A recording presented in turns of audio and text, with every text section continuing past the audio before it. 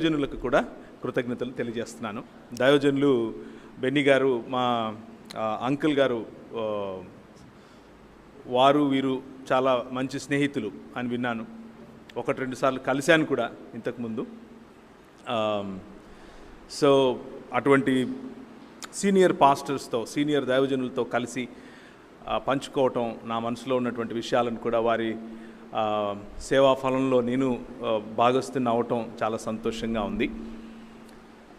అయితే ఈరోజు సాయంకాలం చెప్పే విషయాలు మీకేవి కొత్తవిగా ఏమీ ఉండవు.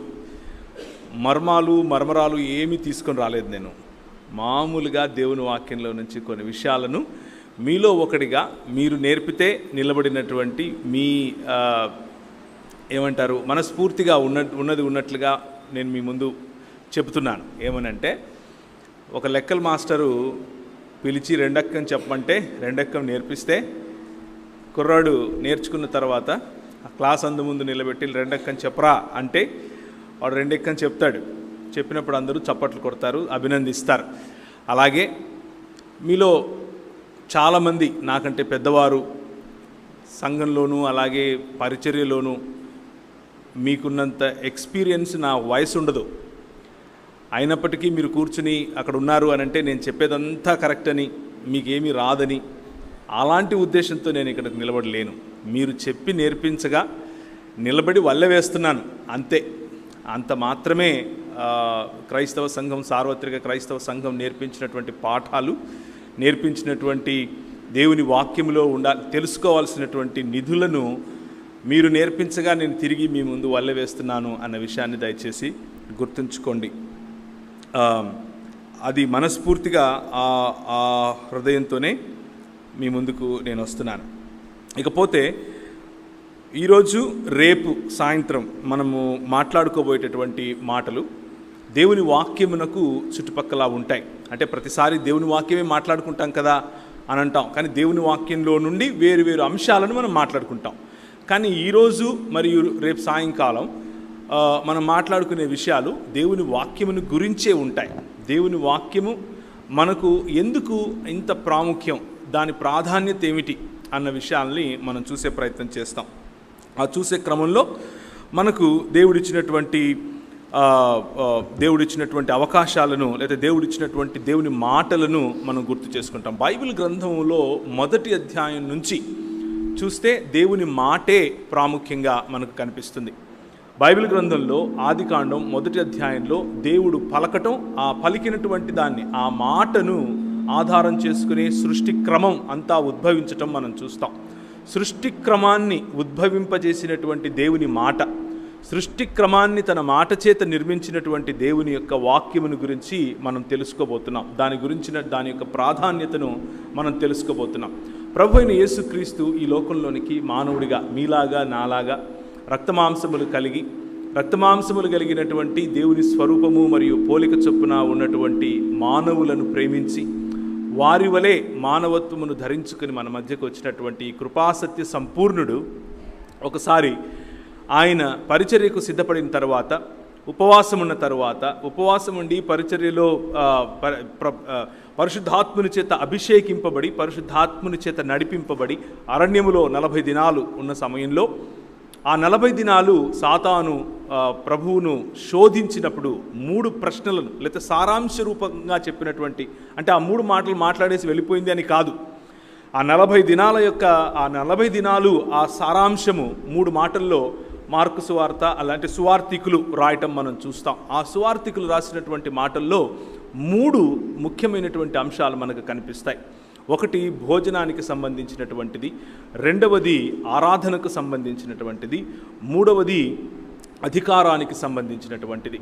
ఆ 3 ప్రశ్నలను కూడా, ఏ 3 ప్రశ్నలైతే ఆదాము దేవుని వాక్కును విని ప్రతి సాయంకాలము ప్రతి సంధ్యపూట ప్రభు అయిన యేసుక్రీస్తు ఆయనతో మాట్లాడటానికి ఏదేను తోటలో వచ్చినప్పుడు ఆయన విన్నటువంటి మాటలను గుర్తుంచుకొని, ఆ మాటల ద్వారా తనను పాలించేటటువంటి తన ప్రభువు యొక్క తన ప్రభువుకు అధీనుడై ఉండాలా, లేకపోతే ఈ లోక మర్యాదను తీసుకుని వస్తున్నటువంటి వేరొక వాడికి అధీనుడై ఉండాలా అన్నటువంటి ఈ తర్జన భర్జనలో ఆదాము ఎన్నుకున్నాడు సాతాను యొక్క మాటను, లేకపోతే వాక్యాన్ని వినటానికి. ఆ మాట పట్టుకున్నాడు, మరణాన్ని కొని తెచ్చుకున్నాడు. ఆ మాట పట్టుకున్నాడు, దేవుని నుంచి దూరమయ్యాడు. ఆ మాట పట్టుకున్నాడు, దేవుని యొక్క సన్నిధి నుండి దూరమయ్యాడు. ఆ మాటను పట్టుకున్నాడు, పాపము లేకపోతే విగ్రహారాధన అనేటటువంటి ఊబిలో ఇరుక్కుపోయాడు. ఎందుకు అనంటే దేవుని మాట కంటే సాతాను మాట, సాతాను చెప్పినటువంటి అబద్ధాన్ని ఎక్కువగా నమ్మాడు కాబట్టి, దానికి లోబడ్డాడు కాబట్టి, దానికి లోబడిన కారణం చేత దేవునికి ఇవ్వాల్సినటువంటి స్థలాన్ని దేవునికి ఇవ్వకుండా తను స్వయంగా తీసుకునే ప్రయత్నం చేశాడు. కాబట్టి రెంటికి చెడ్డ రేవడి అని మనం ఎలా అంటామో అలా దేవునివాడు కాలేకపోయాడు, స్వయంగా దేవుడు కాలేకపోయాడు. ఈ కారణం చేత మనం గుర్తుంచుకోవాల్సినటువంటి విషయం ఏమిటి అని అంటే, ప్రభువు మనతో ఈరోజు సాయంకాలం మాట్లాడుతున్నటువంటి మాట, ఆ 3 ప్రశ్నలు, ఆదాముకు ఏవైతే 3 ప్రశ్నలు ఉన్నాయో ఆ 3 ప్రశ్నలు మన ప్రభువుకు వేసినప్పుడు మన ప్రభువు ఆ ప్రశ్నలకు సమాధానం వాక్యముతో ఇచ్చాడు. ఆ ప్రభువు ఆ ప్రశ్నలకు సమాధానాన్ని వాక్యము ద్వారా ఇచ్చాడు. వాక్యాన్ని కోట్ చేస్తూ ఇచ్చాడు. వాక్యము ఎందుకు ఇంత ప్రాముఖ్యం, వాక్యము ఎందుకు ఇంత ప్రధానం అని గనక ఆలోచిస్తే, వాక్యము మనలను ఈ లోక మర్యాద నుండి విడిపిస్తుంది. ఈ లోక మర్యాదతో పోరాడటం నేర్పిస్తుంది. ఈ లోక మర్యాదలో విజేయులమై జీవించటం నేర్పిస్తుంది. 3 ప్రశ్నలు ఆదాము ఓడిపోయాడు. 3 ప్రశ్నలు కడపటి ఆదాము, నీవు నేను అనుసరించాల్సినటువంటి ఆదాము గెలిచాడు. సో వాక్యము మనలను గెలిచేలా చేస్తుంది. గెలిచేలా చేయటానికి మన చేతినివ్వబడినటువంటి 66 పుస్తకాలు ఏవైతే ఉన్నాయో వాటి యొక్క సారాంశము, ఆ సారాంశము మనల్ని జీవింపచేస్తుంది అనేటటువంటి అంశాన్ని నేను ఈరోజు మీతో పంచుకోబోతున్నాను. కొన్ని విషయాలు మనం తెలుసుకుంటాం. చారిత్రక నేపథ్యంలో కూడా కొన్ని విషయాలు చూస్తాం. బైబిల్ అధ్యయన నేపథ్యంలో కూడా చూస్తాం. మొన్న నేను ఒక 10 రోజుల క్రితం, ఈ రోజుకు 10 రోజులు అనుకుంటాను, 10 రోజుల క్రితం వరకు కూడా నేను యుఎస్లో ఉన్నాను, అమెరికాలో షికాగో ప్రాంతంలో ఉంటాను నేను. అలాగే డాలస్ ప్రాంతంలో మాకు సంబంధించినటువంటి వ్యాపారం ఉంటుంది. మా పెద్ద పాపను స్కూలుకు పంపించడానికి ఒక స్కూల్లో చేర్పించడానికి వెళ్ళటానికి ముందుగా నాకు తెలిసినటువంటి ఒక డాక్టర్ గారికి ఫోన్ చేశాను. అన్నా, ఇట్లా పెద్ద పాపను స్కూల్లో చేర్పిద్దాం అనుకుంటున్నాను అని చెప్తే, ఏ స్కూల్లో చేద్దాం అనుకుంటున్నావు అన్నాడు. ఆయన అనుకున్నాడు నేను ఇండియాలో ఏదైనా స్కూల్కి పంపించాలేమో అందుకు అడుగుతున్నానేమో అనుకున్నాడు. లేదన్నా, నేను షికాగోలో ఉన్నాను. ఆయన పెద్దవారు, చాలా పెద్దవారు, మన గౌరవ పాస్టర్ గారి యొక్క వయసున్నవారు, అక్కడ చాలా ఏండ్లుగా ఉంటున్నారు. ఆయనతో మాట్లాడితే ఆయన అన్నాడు, అర్రే నువ్వు చాలా తప్పు చేస్తున్నావు అన్నాడు. ఏంటన్నా, ఏమైంది అని అడిగాను. లేదు, అమెరికాలో పిల్లల్ని చదివించడం ఏంటి, నువ్వు చాలా తప్పు చేస్తున్నావు. ఇక్కడున్న మేమే తీసుకెళ్ళి ఇండియాలో చదివిస్తాము, నువ్వేమో ఇక్కడికి తీసుకొచ్చి ఇక్కడ చదివిస్తానంటావేంటి అని అడిగాడు. అంటే లేదన్నా, పాప చదువుకుంటానంటుంది ఇక్కడ, అందుకు ఇక్కడ వేద్దామంటే ఆయన 2 కథలు చెప్పాడు, 2 జరిగిన విషయాలు చెప్పాడు. మొదటిది, ఆయన దగ్గరికి వచ్చేటటువంటి పేషెంట్స్లో ఒక పేషెంట్ ఈ విధంగా అన్నాడంట, నా మనవరాలుని ఎప్పుడైనా మీ దగ్గరికి తీసుకొని రావచ్చా అని అడిగాడట. అడిగితే ఈయన, నీ మనవరాలేంటి, నేను మామూలు జనరల్ ఫిజిషియన్ కదా, ఆమెను ఒకవేళ పీడియాట్రిషియన్కు చూపిస్తారేమో చూపించండి, నేను జనరల్ ఫిజిషియన్ కదా అన్నాడు. అంటే కాదు, మామూలు ఫిజిషియన్స్ సరిపోరు, నీలాంటి వాళ్ళే కరెక్ట్ మా మనవరాలతో మాట్లాడటానికి అని అడిగాడు.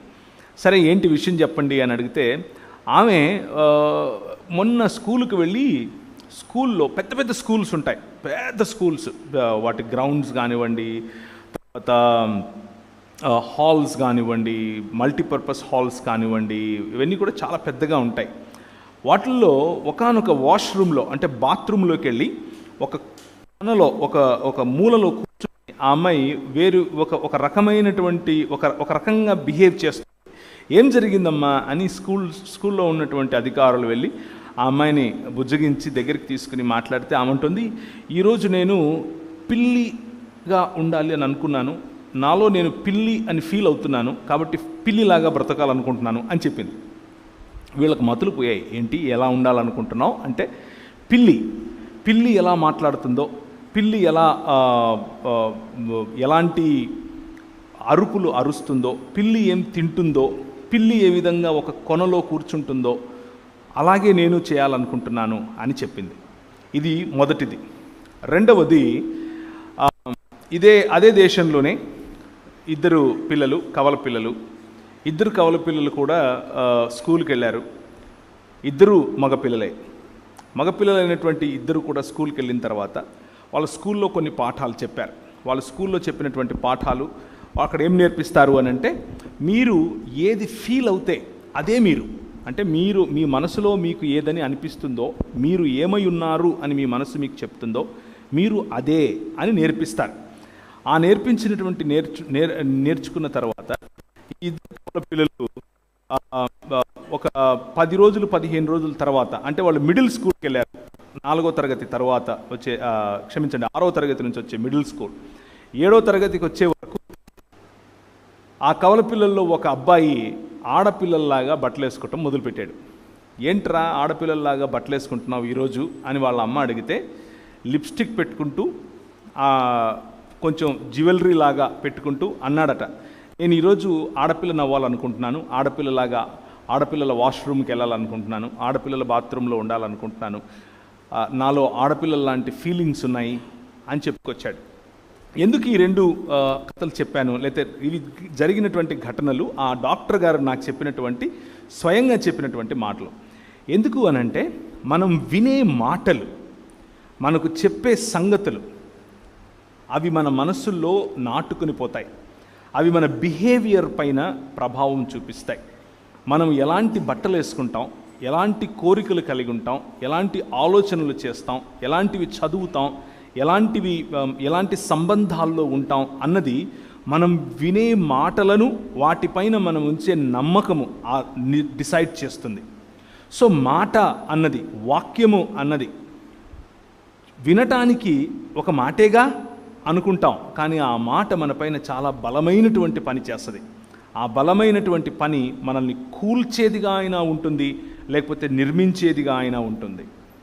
మనం కూల్చబడటానికి, నిర్మించబడటానికి రెండిటికీ కూడా మాట ముఖ్యంగా ఆధారం అవుతుంది.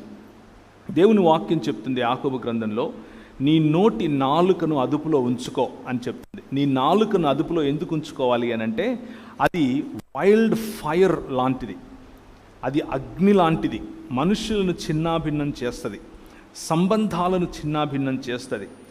ఒక మనిషిని మనిషిగా కాకుండా పశువుగా తీర్చిదిద్దగలిగినటువంటి శక్తి నాలుకకు ఉంటుంది. రాళ్లను కరిగించే శక్తి ఉంటుంది. ఒకసారి నేను ఒక చిన్న ఎక్స్పెరిమెంట్ చేశాను. మా ఇంట్లో ఒక వ్యక్తికి చెప్పటం కోసం, ఆమె మాటలు ఎంత డేంజరస్ ఉంటాయి అని చెప్పటం కోసం, ఒక చిన్న మొక్క, తులసి మొక్క పెట్టుకుంటారు కదా ఇంట్లో, అలాంటిది తీసుకుని వచ్చి మా ఇంట్లో బాల్కనీలో పెట్టాను. బాల్కనీలో పెట్టి ప్రతిరోజు దానికి నీళ్లు పోసే సమయంలో దాన్ని తిట్టమని చెప్పాను. జాగ్రత్తగా వినండి. దానికి నెగిటివ్ మాటలు, దాన్ని తిడుతూ నెగిటివ్గా మాట్లాడుతూ ఉండమని చెప్పాను. అలా చేశారు. ఎప్పుడు ఎలా మిగిలిన మొక్కలకు నీళ్ళు ఎలా పోస్తారో దానికి అలాగే పోశారు. మిగిలిన మొక్కల దగ్గర కోడిగుడ్లు లేకపోతే ఇలాంటి ప్రోటీన్ రావడానికి ఏదైతే పెడతారో అవే దానికి పెట్టారు. కానీ చూసిన ప్రతిసారి తిడుతూ, చీదరించుకుంటూ, దుర్భాషలాడుతూ, నెగిటివ్గా మాట్లాడుతూ ఆ చెట్టుకు చేశారు. 1 నెలన్నర తరువాత అది చచ్చిపోయింది. నెలన్నర తరువాత ఆ మొక్క చచ్చిపోయింది. సో ఎందుకు ఈ మాటలు చెప్తున్నాను అనంటే, మాట అన్నది అంత స్ట్రాంగ్, అంత బలమైంది. ఆ బలమైన మాట మన హృదయాలను నిర్మించగలదు, లేకపోతే మన హృదయాలను నిర్వీర్యం కూడా చేయగలదు. దేవుని మాట నిర్మించే మాట, దేవుని మాట కలుగజేసే మాట, దేవుని మాట కట్టే మాట, దేవుని మాట ఈ లోక మర్యాదను కూలుస్తుంది, ఈ లోకంలో మంచిని నిర్మిస్తుంది. దేవుని మాట మనకొక దృక్పథాన్ని ఇస్తుంది. దృక్పథము అనంటే ఏమిటి అనంటే, ఇవి కంటి అద్దాలు. ఇలా పెట్టుకున్నప్పుడు దీని ద్వారానే నేను మిమ్మల్ని అందరినీ చూడగలుగుతున్నాను. ఇది పెట్టుకుంటే నాకు బాగా కనిపిస్తాయి, చదవగలుగుతాను. కానీ ఇవి పెట్టుకుంటే మీరు బాగా కనిపించరు. ఇవి తీసేస్తే మీరు బాగా కనిపిస్తారు, కానీ అద్దాలు సరిగ్గా కనిపించవు. దీన్ని గుడ్డితనానికి మొదటి మెట్టు అంటారు, రైట్? నేను ఆ మొదటి మెట్టు ఎక్కేసాను ఆల్రెడీ. సో ఎందుకు ఈ మాట చెప్తున్నానంటే, ఇవే కంటి అద్దాలు నలుపు రంగులో ఉంటే అంతా నల్లగా కనిపిస్తుంది. ఇవే అద్దాలు ఎరుపు రంగులో ఉంటే అంతా ఎరుపు రంగులోనే ఉంటాయి. మనకున్న సామెతను గుర్తు చేసుకుంటే, కామెర్లు ఉన్నవాడికి లోకమంతా పచ్చగానే కనిపిస్తుంది.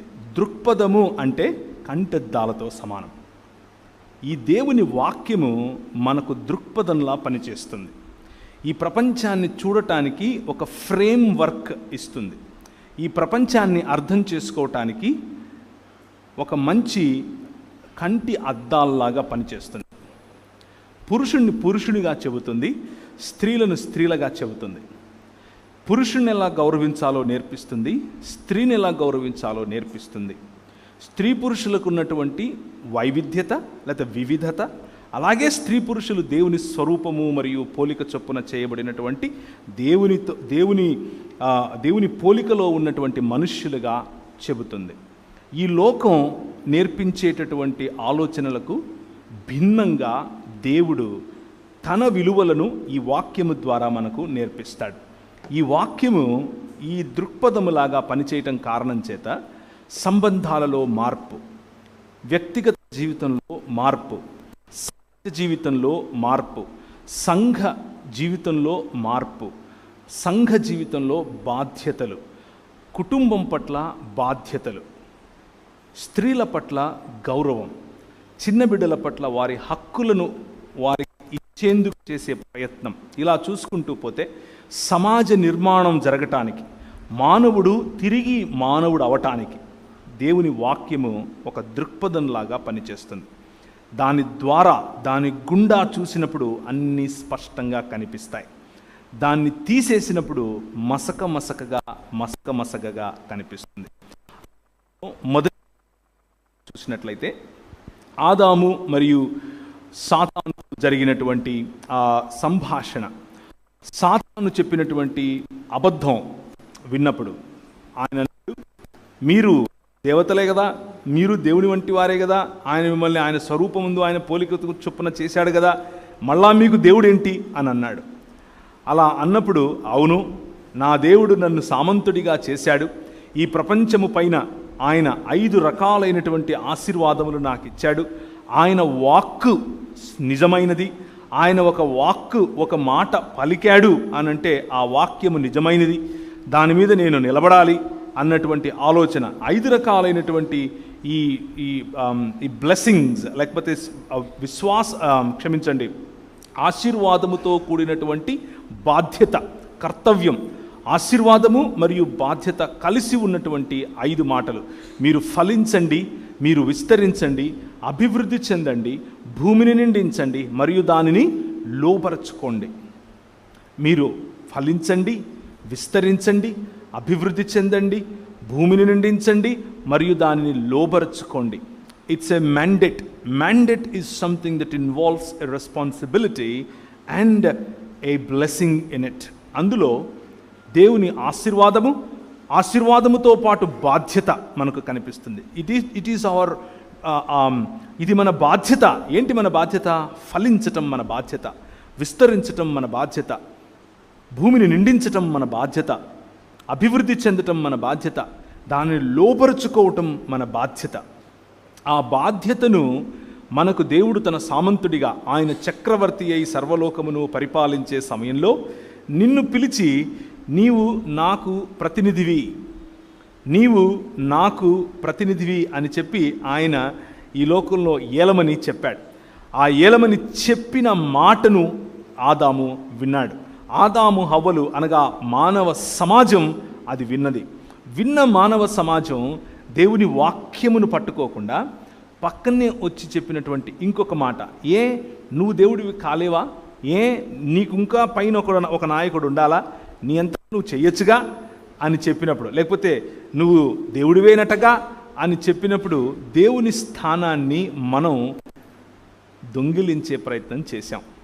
మనిషిగా మనల్ని దేవుడు చేశాడు, దేవుడుగా నేను ఉండాలని మనిషి అనుకున్నాడు. జాగ్రత్తగా వినండి, మనిషిగా దేవుడు మనల్ని చేశాడు, మనిషి మాత్రం దేవుడిని అవ్వాలి అని అనుకున్నాడు.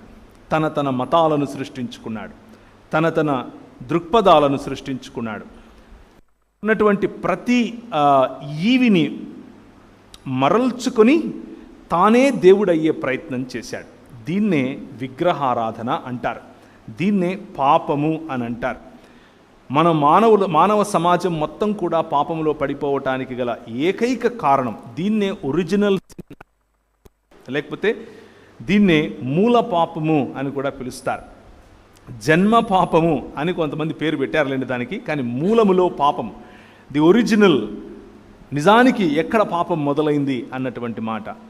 దేవుడిచ్చినటువంటి స్వాతంత్రాన్ని, దేవుడిచ్చినటువంటి సామంతత్వాన్ని, దేవునికి సామంతుడిగా ఈ ప్రపంచాన్ని ఏలేటటువంటి బాధ్యతను మరియు ఆశీర్వాదాన్ని తూలనాడి నా అంతకు నేనే అటానమస్గా బ్రతుకుతాను అని నిర్ణయించుకున్నటువంటి ఈ ఆలోచన, ఈ దృక్పథం, అంటే ఎర్రగా కనిపించే కళ్ళజోడు పెట్టుకున్నాడు.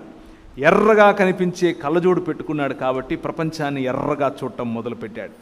ప్రపంచాన్ని ఎర్రగా చూడటం మొదలుపెట్టాడు కాబట్టి పాపం అనగా దేవుణ్ణి తిరస్కరించినటువంటి ఆ పని చేసిన మొదటి రోజే తన భార్యను తృణీకరించాడు.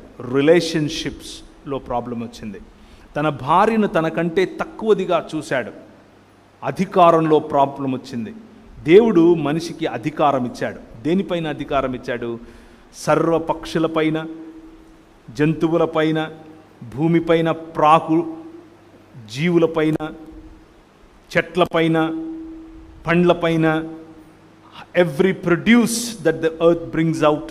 భూమి ఆకాశములను సృజించినటువంటి యెహోవా 115వ కీర్తన ఒకసారి తీస్తారా? 115వ కీర్తన 16వ వచనం. 115వ కీర్తన 16వ వచనం. ఆకాశములు యెహోవా వశములు, భూమిని ఆయన నరులకు ఇచ్చి ఉన్నాడు. నరులకు అధికారముతో ఇచ్చాడు. దాన్ని ఏలండి అని అన్నాడు, దాన్ని లోబరుచుకోండి అని అన్నాడు.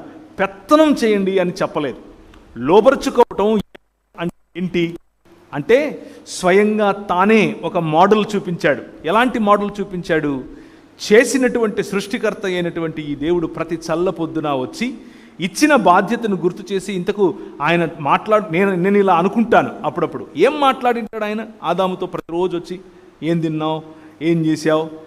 ఒక స్నేహితుడు, ఇద్దరు స్నేహితుల మధ్య ఎటువంటి సంభాషణ ఉంటుంది? బహుశా అటువంటి సంభాషణే దేవునికి మరియు మానవుడికి ఉండేదేమో. దేవాది దేవుడైనటువంటి ఆదిలో వాక్యముగాను, వాక్యము దేవుని యొద్ద దేవుడై ఉన్నటువంటి ఆ దేవుడు, ఆయన ఇదే చోట్లో వచ్చి ఆదాముతో మాట్లాడుతూ బహుశా అనుంటాడు, నీకు నేను రెండు పనులు ఇచ్చాను. ఎక్కడుంది అది? 2వ అధ్యాయం, ఆదికాండం 2వ అధ్యాయం 15-16 వచనాలు. ఆదికాండం 2వ అధ్యాయం 15-16 వచనాలు. మరియు దేవుడైన యెహోవా నరుని తీసుకొని ఏదెను తోటను సేద్యపరచుటకును కాచుటకును, రెండు మీరు ఏలటం, ఈ భూమిని ఏలటం అంటే ఏంటంటే నేను ఈ ప్రపంచాన్ని చేశాను. చేసిన ఈ ప్రపంచం ఎలా ఉంది? ఆదికాండం 1వ అధ్యాయంలో మొదటి 2-3 వచనాల్లో మనకు కనిపిస్తుంది. భూమి నిరాకారముగాను శూన్యముగాను ఉన్నది. శూన్యముగాను నిరాకారముగాను ఉన్నటువంటి ఆ భూమి పైన ఒక క్రమాన్ని చేశాడు, తన మాట ద్వారా చేశాడు. కలుగును గాక అన్నాడు, కలిగింది. నీళ్లు కలుగును గాక అన్నాడు, కలిగాయి. దాన్ని ఏమంటారు? చెట్లు కలుగును గాక అన్నాడు, చెట్లు. రాత్రికొకటి ఉదయానికొకటి వెలుగు కలుగును గాక అన్నాడు, వెలుగు. ఇలా చూసుకుంటూ పోతే తన మాట చేత సర్వాన్ని సృష్టించినటువంటి దేవుడు ఆ భూమి పైన ఒక క్రమాన్ని నిర్మించాడు. ఆ క్రమం ఏమిటి? ఏదేను తోట అనే క్రమం. తన మాట చేత పనివాడైనటువంటి దేవుడు తోటమాలి అని తనను తాను పిలుచుకునేటటువంటి దేవుడు ఆ భూమిపైన ఒక క్రమాన్ని నిర్మించాడు. నదులు ఎక్కడ ప్రవహించాలో అక్కడ ప్రవహిస్తున్నాయి. ఈవులు ఎవరికి ఏవి దక్కాలో అవి దక్కుతున్నాయి. పశుపక్షాదులన్నీ సుభిక్షంగా ఉన్నాయి. పండ్లు, కాయగూరలు వంటివి ప్రతి ఒక్కటి ఎక్కడెక్కడ అమర్చాలో అక్కడక్కడ అమర్చాడు. ముళ్ళ తుప్పలు లేవు, ముళ్ళ చెట్లు లేవు. ఏం పర్యవసానం ఉంది ఆయన చేసినటువంటి సృష్టిలో అనంటే క్రమము అనే పర్యవసానం ఉంది.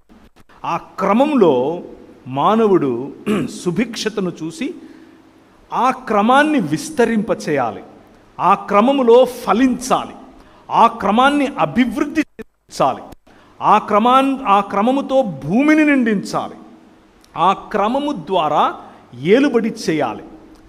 పెత్తనం కాదు, ఏలుబడి చేయాలి. పెత్తనం చేయటం అంటే అర్థం ఏమిటి అని అంటే, ఒక అత్తగారు కోడలి పైన చేసేది, లేకపోతే ఈ రోజుల్లో రివర్స్లేండి, అత్తగారి పైన కోడలు చేసేది, అది పెత్తనం. మనము పోలీస్ స్టేషన్కి వెళ్తే సిఐ గారు చేసేది, లేకపోతే మనం అధికారి అని అనుకునేవాడు. మీరు స్కూల్కి వెళ్ళుంటారు, లెక్కల మాస్టర్ అంటే మీకు ఏం గుర్తొస్తుంది? ఇలా ఇలా ఇలా ఇలా ఇలా షేక్ అయిపోతూ ఉంటారు. ఎందుకు? పెత్తనం చేస్తాడు, చేతిలో కట్టెపట్టుకుని 2 ఇచ్చుకుంటాడు. ఆయన ఇచ్చుకునే ఆ 2 మనకు ఈ రోజు వరకు గుర్తుంటాయి. అది పెత్తనం చేయటం. మన ఉద్దేశంలో అధికారి అంటే ఎవరంటే మన హక్కులను కాలరాసేవాడు, మన హక్కులతో ఆడుకునేవాడు, మన బాడీస్ను అబ్యూస్ చేసేవాడు, మనకున్నటువంటి స్వేచ్ఛను హరించేవాడు అని అనుకుంటాం. నిజానికి అది దేవుని మాట కాదు, దేవుని వాక్యం కాదు. దేవుని వాక్యము అధికారం ఇచ్చింది. ఏంట అధికారం? సేద్యము చేయటానికి మరియు కాయటానికి నీకు ఇచ్చినటువంటి అధికారం. ఏదేను తోటను సేద్యపరచుటకును కాయుటకును ఆయన ఆదాముకు అధికారం ఇచ్చాడు. దేవుని దృష్టిలో, దేవుని దృక్పథంలో అధికారం అంటే ఏంటంటే కాచుకోవటం. దేవుని దృక్పథంలో అధికారం అంటే ఏంటంటే సేద్యపరచటం. మానవుని దృక్పథంలో, లేకపోతే ఈ లోక మర్యాదలో, ఈ లోక దృక్పథంలో అధికారం అంటే ఏంటంటే పెత్తనం చేయటం, అవతలి వారిపైన రాజ్యం చేయటం. దేవుడు మనిషికి అధికారం అన్నింటిపైన ఇచ్చాడు, సర్వ సృష్టి పైన ఇచ్చాడు. కానీ ఒక మనిషి పైన ఇంకొక మనిషికి అధికారం ఇచ్చాడా? ఇవ్వలేదు. ఒక్కసారి దేవుణ్ణి తిరస్కరించిన వెంటనే, అనగా దేవుని వాక్యమును నమ్మక, దేవుని వాక్యమును పక్కన పెట్టి, దేవుని మాటను విశ్వసించక, దేవుని మాట అనుసారంగా బ్రతకాలన్న ఆలోచన కోల్పోయి, తన స్వచిత్తము లేకపోతే లోక మర్యాద అనగా సాతాను యొక్క ఆలోచనను ఎప్పుడైతే నమ్మాడో, ఎప్పుడైతే దాని వైపుకు మొగ్గు చూపాడో, ఒక మనిషిగా ఉన్నటువంటి ఆదాము, దేవుడు మనిషిని సృష్టించెను, స్త్రీనిగాను పురుషునిగాను వారిని సృజించెను. వారికి అనగా స్త్రీ పురుషులకు ఆదాము అని పేరు పెట్టాడు. ఆదాము అనంటే కేవలం పురుషుడు కాదు. ఆదాము, ఆదం అంటే మానవ సమాజం, లేకపోతే స్త్రీ పురుషులు అని అర్థం. ఇది హెబ్రీ భాషలో ఉన్నటువంటి మాట. ఆ మానవుడు తనలో భాగమైనటువంటి, తనకు సమానమైనటువంటి, సాటి అయిన సహాయకురాలైనటువంటి స్త్రీని తక్కువగా చూడటం మొదలుపెట్టాడు. ఇదిగా నువ్వు ఇచ్చావుగా, మొదలెట్టింది ఈ అమ్మాయి అని బ్లేమ్ గేమ్ మొదలుపెట్టాడు. దృక్పథం మారింది, సంబంధం మారింది. దృక్పథం మారింది, మాటలు మారాయి. మాట దేవుడిదైతే పాట పాడటం మొదలుపెట్టాడు. ఏమని ఒకసారి చూస్తారా? 2వ అధ్యాయము ఆదికాండం. పాట పాడాడు. ఇది ప్రపంచంలో మానవుల్లో మొట్టమొదటి డ్యూయట్ సాంగ్, మొట్టమొదటి రొమాంటిక్ డ్యూయట్ సాంగ్. మొట్టమొదటి మానవుడు తన మొట్టమొదటి భార్యకు పాడినటువంటి మొట్టమొదటి పాట చూడండి ఏమని ఉంది ఇక్కడ. 2వ అధ్యాయము 23. అప్పుడు ఆదాము, చదవమ్మా. అప్పుడు ఆదాము ఇట్లా, నేను నా ఎముకలలో ఒక ఎముక, నా మాంసములో మాంసము, ఇది నరుల నుండి తీయబడిన గనుక నారి అనబడును. కవిత్వం చెప్తున్నాడు, రిథమిక్గా రైమ్తో మాట్లాడుతున్నాడు. ఇక్కడ భార్య పట్ల గౌరవం చూడండి, భార్య పట్ల సమానత్వం చూడండి, భార్యను ఎంత ఆలింగనం చేసుకుంటున్నాడు, ఆమె సౌందర్యాన్ని చూసి డ్యూయెట్ పాడుతున్నాడు ఇక్కడ. కానీ దృక్పథం మారింది. ఒక్కసారి వాక్యము అనేటటువంటి దృక్పథం నుంచి బయటకు వచ్చి లోక మర్యాద అనే దృక్పథం పెట్టుకున్నాడు. ఇదిగో నువ్వు ఇచ్చావుగా, ఈమె చెప్పింది చేయాల్సి వచ్చింది అని మొదలుపెట్టాడు. తన కుమారుడు పుట్టాడు, జలసి, ఇద్దరు చంపుకోవటం, కయీను హేబేలును చంపటం. ఇలా చూసుకుంటూ పోతే సమాజం, మానవ సమాజం దేవునికి దూరం అయ్యే కొద్దీ దృక్పథములో మార్పు వచ్చే కొద్దీ దేవుని వాక్యము కాకుండా, దేవుని మాట కాకుండా, దేవుని యొక్క ఆజ్ఞ కాకుండా, దేవుని యొక్క కట్టడ కాకుండా, దేవుని యొక్క సన్నిధిని విడిచిపెట్టగలిగినంత ధైర్యమునిచ్చేటటువంటి లోక మర్యాదకు లోబడ్డారు. జీవితం దుంపనాశనం అయింది. దాన్నే మనం ఏమంటామంటే ఒరిజినల్ సిన్ అని అంటాం, మూల పాపము అని పిలుస్తాం.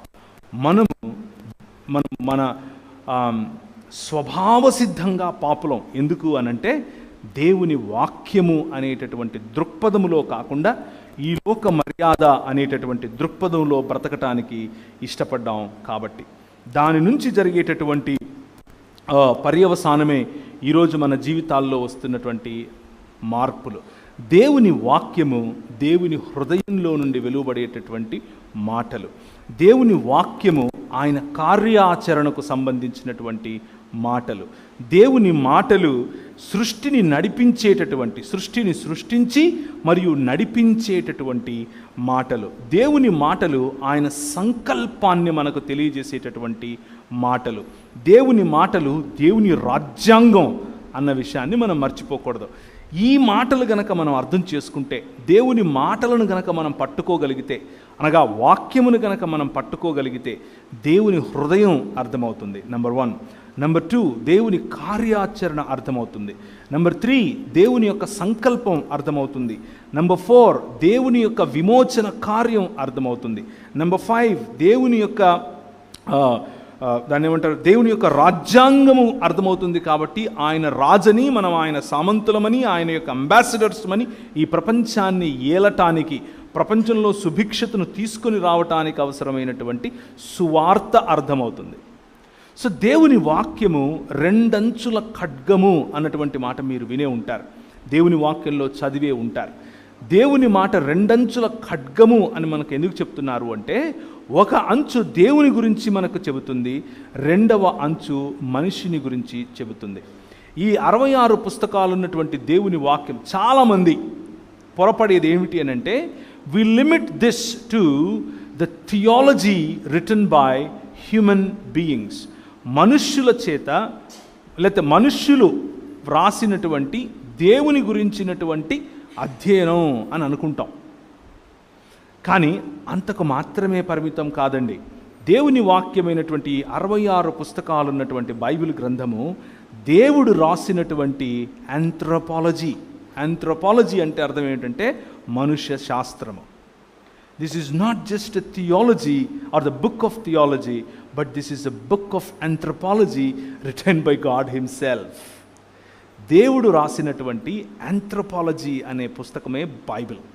సో ఈ రెండంచుల ఖడ్గం, ఒకటి దేవుని మనకు అర్థం చేసేలా చేస్తుంది, దేవుని సంకల్పాన్ని అర్థం చేసేలా చేస్తుంది, దేవుని హృదయాన్ని అర్థం చేసేలా చేస్తుంది, దేవుడు మనకిచ్చినటువంటి పిలుపుని అర్థం చేసేలా చేస్తుంది, దేవుడు మనకిచ్చినటువంటి అధికారాన్ని అర్థం చేసుకునేలా చేస్తుంది. రెండవదిగా మనిషి ఏమై ఉన్నాడో చెప్తుంది. మనిషికి ఉండాల్సిన సంబంధం గురించి చెప్తుంది. నువ్వు మనిషివి, నువ్వు పిల్లివి కాదు అని చెప్తుంది. పురుషుడితో నువ్వు పురుషుడివి, స్త్రీవి కాదు అని చెప్తుంది. స్త్రీతో నువ్వు స్త్రీవమ్మ, మాతృమూర్తివి, నువ్వు పురుషుడివి కాదు అని చెప్తుంది. వివిధత ఉన్నప్పటికీ మీరు ఒక్క మానవుడు అని నేర్పిస్తుంది. కనికరము గురించి చెబుతుంది, ప్రేమను గురించి చెబుతుంది, విశ్వాసమును గురించి చెబుతుంది, విశ్వాస్యతను గురించి చెబుతుంది, నమ్మకత్వమును గురించి చెబుతుంది. ఇలా ఎందుకు చెబుతుంది అనంటే, the relationship between man and man, మనుషునితో ఉండాల్సిన సంబంధమును నేర్పించే పుస్తకమే 66 పుస్తకాలు ఉన్నటువంటి బైబిల్ గ్రంథం. వాక్యము, దేవుని వాక్యము మనిషిని మనిషిగా చేస్తుంది. అదేంటన్నా, నేను ఇప్పుడు మనిషి కాదా అని మీరు ప్రశ్న అడగచ్చు. దేవుడు రాసినటువంటి ఈ ఆంథ్రోపాలజీ అనే ఈ పుస్తకం, లేకపోతే మానవ శాస్త్రముగా చదవగలిగినటువంటి ఈ పుస్తకం, దేవుని చేత వ్రాయబడినటువంటి మానవ శాస్త్రము ఏం నేర్పిస్తుంది అంటే, ఒక మనిషి ఎలా బ్రతకాలో చెబుతుంది. నువ్వు మనిషిగా లేకపోవటానికి గల కారణం ఏమిటి అని అంటే, లేకపోతే మనిషిగా అనుకుంటూ ఉన్నప్పటికీ 100% మానవుడిగా బ్రతకలేనటువంటి పరిస్థితి ఎందుకుంది అని అంటే, ఏ రోజైతే మనం దేవుణ్ణి తిరస్కరించామో, నేనెప్పుడు దేవుణ్ణి తిరస్కరించాను అంటారా? నేనెప్పుడు దేవుణ్ణి తిరస్కరించలేదే, నేను చాలా భక్తిగా ఉన్నాను కదా, నేను ప్రతి ఆదివారం సంఘానికి వస్తాను, సంఘ బల్ల ఆరాధనలో నేను పాల్గొంటాను, నేను కానుకలు వేస్తాను, నేను స్వార్థ పరిచర్యకు వెళతాను, ఇదంతా చేస్తున్నాను కదా, దేవుణ్ణి తిరస్కరించడం ఏంటి అన్న ప్రశ్న మీలో రావచ్చు. ఒక చిన్న ఉదాహరణ చెప్తాను. నాకు పెళ్లి చేసుకోవాలి అన్నటువంటి సమయం వచ్చింది. మా పాస్టర్ గారు పిలిచి, అయ్యా మా బిడ్డను నీకు ఇచ్చి పెళ్లి చేయాలనుకుంటున్నాము, మీ అమ్మ ఫోన్ నెంబర్ ఇస్తే నేను మాట్లాడతాను అని అన్నాడు. సరే అని చెప్పి మా అమ్మకు నేను ఫోన్ చేశాను. నేను అప్పుడు మధ్యప్రదేశ్లో మిషనరీగా ఉన్నాను. మధ్యప్రదేశ్లో నేను 11 సంవత్సరాలు దేవుని పరిచర్య మిషనరీగా చేశాను. కోయా, గోండు, కోర్కు, బిలాల ఇలాంటి అలాగే ముస్లింలు, ఇలాంటి జాతుల మధ్యలో నేను పరిచర్య చేశాను. అలా పరిచర్య చేసే క్రమంలో మా పాస్టర్ గారు నాతో ఇలా మాట్లాడినప్పుడు మా అమ్మకు ఫోన్ చేశాను. మా అమ్మకు ఫోన్ చేసి, అమ్మ మరి ఇట్లా మా పాస్టర్ గారు వాళ్ళ అమ్మాయిని ఇచ్చి పెళ్లి చేయాలనుకుంటున్నారు, మరి నీతో మాట్లాడతారంట, నంబర్ ఇస్తాను అని నేను మాట్లాడుతుంటే మా అమ్మ నన్ను ఒక ప్రశ్న అడిగింది. మా అమ్మ 1800 చిల్లరలోనే, అంటే కాకినాడ ప్రాంతానికి కెనడా కదా ఇది, కాకినాడ ప్రాంతానికి కెనడా నుంచి మిషనరీలు వచ్చిన సమయం 1799లో విశాఖపట్నం ప్రాంతంలోనికి మొట్టమొదటిసారిగా మనకు మిషనరీలు వచ్చారు. 1799కి ముందు కూడా బర్తలోమీ గారు, అలాగే ఆయన తర్వాత డానిష్ మిషనరీలు, ఆయన తర్వాత ఎస్పీజీ వారు ఈ గడ్డ మీదకి వచ్చారు. రాయలసీమ, మాది కడప, ఆ ఊళ్ళకు 1800 చిల్లరలోనే మిషనరీ సేవలు వచ్చాయి. మిషనరీ సేవల ద్వారా మా కుటుంబాలు, మా అమ్మ తరఫున కుటుంబాలు చాలామంది ప్రభువును అప్పటికే తెలుసుకున్నారు. అంటే మా అమ్మ వాళ్ళ నాయన కూడా క్రైస్తవుడే. అక్కడి నుంచి వస్తున్నటువంటి క్రైస్తవం. మా అమ్మ నాకు ఫోన్లో ఏమని అడిగింది అని అంటే, మనోళ్ళేనా అని అడిగింది. అర్థమవుతుందా? మనం క్రైస్తవులమే, కానీ ఏ దృక్పథం పెట్టుకొని మనిషిని చూస్తాం? మన దృక్పథంలో మార్పు. ఏ దృక్పథం పెట్టుకుంటే మనిషి మనకు మనిషిగా మనవాడుగా కనిపిస్తాడు అనేది ప్రశ్న. మా అమ్మ నన్ను అడిగిన ప్రశ్న ఇది. ఎన్ని సంవత్సరాల క్రైస్తవం? 200 పైచిలకు సంవత్సరాల క్రైస్తవం. నేను పెళ్లి చేసుకుంది 2006లో. 1800 చిల్లరలోనే మా కుటుంబంలో ఉన్నవాళ్ళు క్రైస్తవులు. ఆ తర్వాత మా అమ్మ ఎస్పీజీ సంఘంలో పెరగటం, ఆ తర్వాత క్యాథలిక్గా మారటం, ఆ తర్వాత మళ్ళీ నేను ప్రభువుని నమ్ముకున్న తర్వాత ఆమె కూడా మన ఇవాంజలికల్ ఫెయిత్లో వీరికి రావటం, ఇవన్నీ చాలా జరిగాయి. కానీ అడిగే ప్రశ్న ఏంటి? మనోళ్ళేనా అనింది. నేను తడుముకోకుండా చెప్పాను, మనోళ్ళే అని చెప్పాను. మనోళ్ళు అన్నప్పుడు ఆమె దృక్పథం వేరు, ఆమె దృక్పథం మనోళ్ళు అన్నప్పుడు వేరు, మనోళ్ళు అన్నప్పుడు నా దృక్పథం వేరు. నాకు మనోళ్ళు ఎవరో ఆమెకు తెలియదు, ఆమెకు మనోళ్ళు ఎవరో నాకు తెలుసు. అర్థమవుతుందా? So now let's think about it. వాక్యము ఏం చేస్తుంది అంటే ఈ దృక్పథాన్ని ఇస్తుంది, మనిషిని మనిషిగా స్వీకరించటం నేర్పిస్తుంది. మన అన్న పదానికి మనిషి అన్న పదంతో ముడిపెట్టి మరీ చూడటం నేర్పిస్తుంది. క్రైస్తవ సమాజం ఈరోజు క్రైస్తవ సమాజానికి, ముఖ్యంగా ఆంధ్రప్రదేశ్ తెలంగాణలో ఉన్నటువంటి క్రైస్తవ సమాజానికి పట్టినటువంటి బూజు, దరిద్రం ఏంటి అని అంటే ఈ మనోళ్ళేనా అనే ఆలోచన. ఈ ఆలోచన, ఈ దృక్పథం రక్షింపబడ్డాం అనుకుంటూ ఇదే అద్దాలు పెట్టుకొని తిరుగుతూ ఉంటారు. 66 పుస్తకాలు ఉన్నటువంటి ఈ బైబిల్ మనకు ఒక దృక్పథాన్ని ఇస్తుంది. ఏం దృక్పథాన్ని ఇస్తుంది అని అంటే, ఇప్పుడు క్రీస్తునందు యూదుడని యూదేతరుడని తేడా లేదు, ఇప్పుడు క్రీస్తునందు స్త్రీ అని పురుషుడని తేడా లేదు, ఇప్పుడు క్రీస్తునందు స్వామి అని బానిస అని తేడా లేదు, అందరూ మధ్యలో అడ్డుగోడలు పడద్రోయబడ్డాయి. గలతీయులకు రాసిన పత్రిక రాసిందే ఇందుకు. గలతీయులకు అనేటటువంటి పత్రిక రాసిందే మానవులలో ఉన్నటువంటి నువ్వు నల్లోడివా, తెల్లోడివా, బ్రౌన్గా ఉంటావా, పొట్టిగా ఉంటావా, పొడుగ్గా ఉంటావా, ముక్కు సప్పడగా ఉంటుందా, ముక్కు పొడుగ్గా ఉంటుందా, పనలు పెద్దగా ఉంటాయా, ఇవేవి కాదు, ఏ భేదము లేదు. మానవులంతా ఇప్పుడు క్రీస్తునందు సమానము. మీరు మనుషులుగా బ్రతకటం కోసం పిలువబడ్డారు అని చెప్పేటటువంటి ఏకైక పుస్తకం 66 పుస్తకాలు ఉన్నటువంటి బైబిల్ గ్రంథం. నేను దాదాపు 2002 నుంచి 2014 వరకు ఎన్ని సంవత్సరాలు అయ్యాయి? 2011 వేసుకోండి, ఎన్ని సంవత్సరాలు అయ్యాయి? చాలా సంవత్సరాలు అయ్యాయి. ఇప్పుడు లెక్క పెట్టడం ఎందుకు? అన్ని సంవత్సరాలు ఇస్లాం స్టడీ చేశాను. అన్ని సంవత్సరాలు నేను ఇస్లాం స్టడీ చేశాను. పెద్ద పెద్ద వాళ్ళతో ఇస్లాం గురించినటువంటి డిబేట్స్ చేశాను. ఇలా కొన్ని వేల మంది ఉండగా నిలబడి బైబిల్ గ్రంథాన్ని, ఇస్లాం ఖురాన్ గ్రంథాన్ని పక్కన పెట్టుకొని మాట్లాడాను. వాళ్ళ సొంత మసీదులకు వెళ్ళి నేను దాని గురించి మాట్లాడాను. చాలామంది క్రైస్తవంలోనికి ముస్లిం సహోదరులు వచ్చారు. నేను రాసిన పుస్తకాలు చదువుకుని కూడా వచ్చారు. ఎందుకు ఈ మాటలు చెప్తున్నానంటే, ఆ ఖురాన్ గ్రంథం ఈ దృక్పథం ఇవ్వదు, సమానత అన్నటువంటి దృక్పథం ఇవ్వదు, ఐక్యత అన్న దృక్పథం ఇవ్వదు.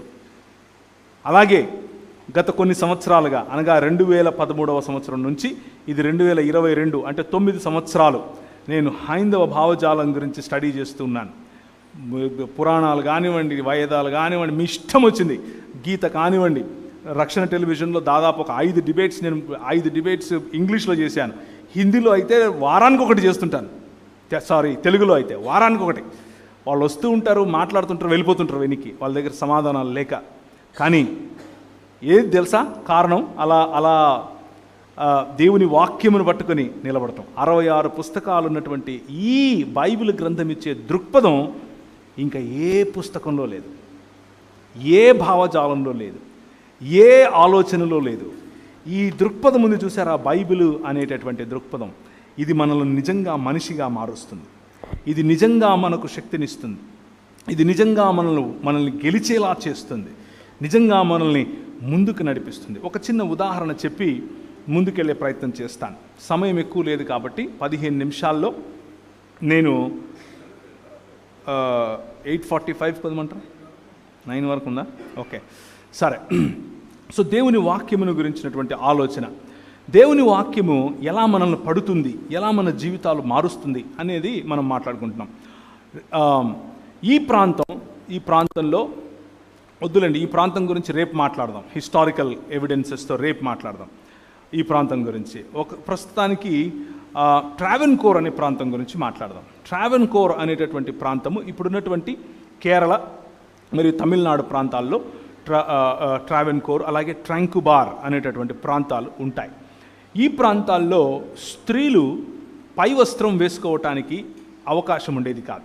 అంటే జాకెట్లు వేసుకోకూడదు, పై వస్త్రం వేసుకోకూడదు. వాళ్ళు ఇంతవరకే లుంగిల్లాగా కట్టుకొని తిరగాలి. పైన వక్షాలు కనిపించాలి అందరికీ.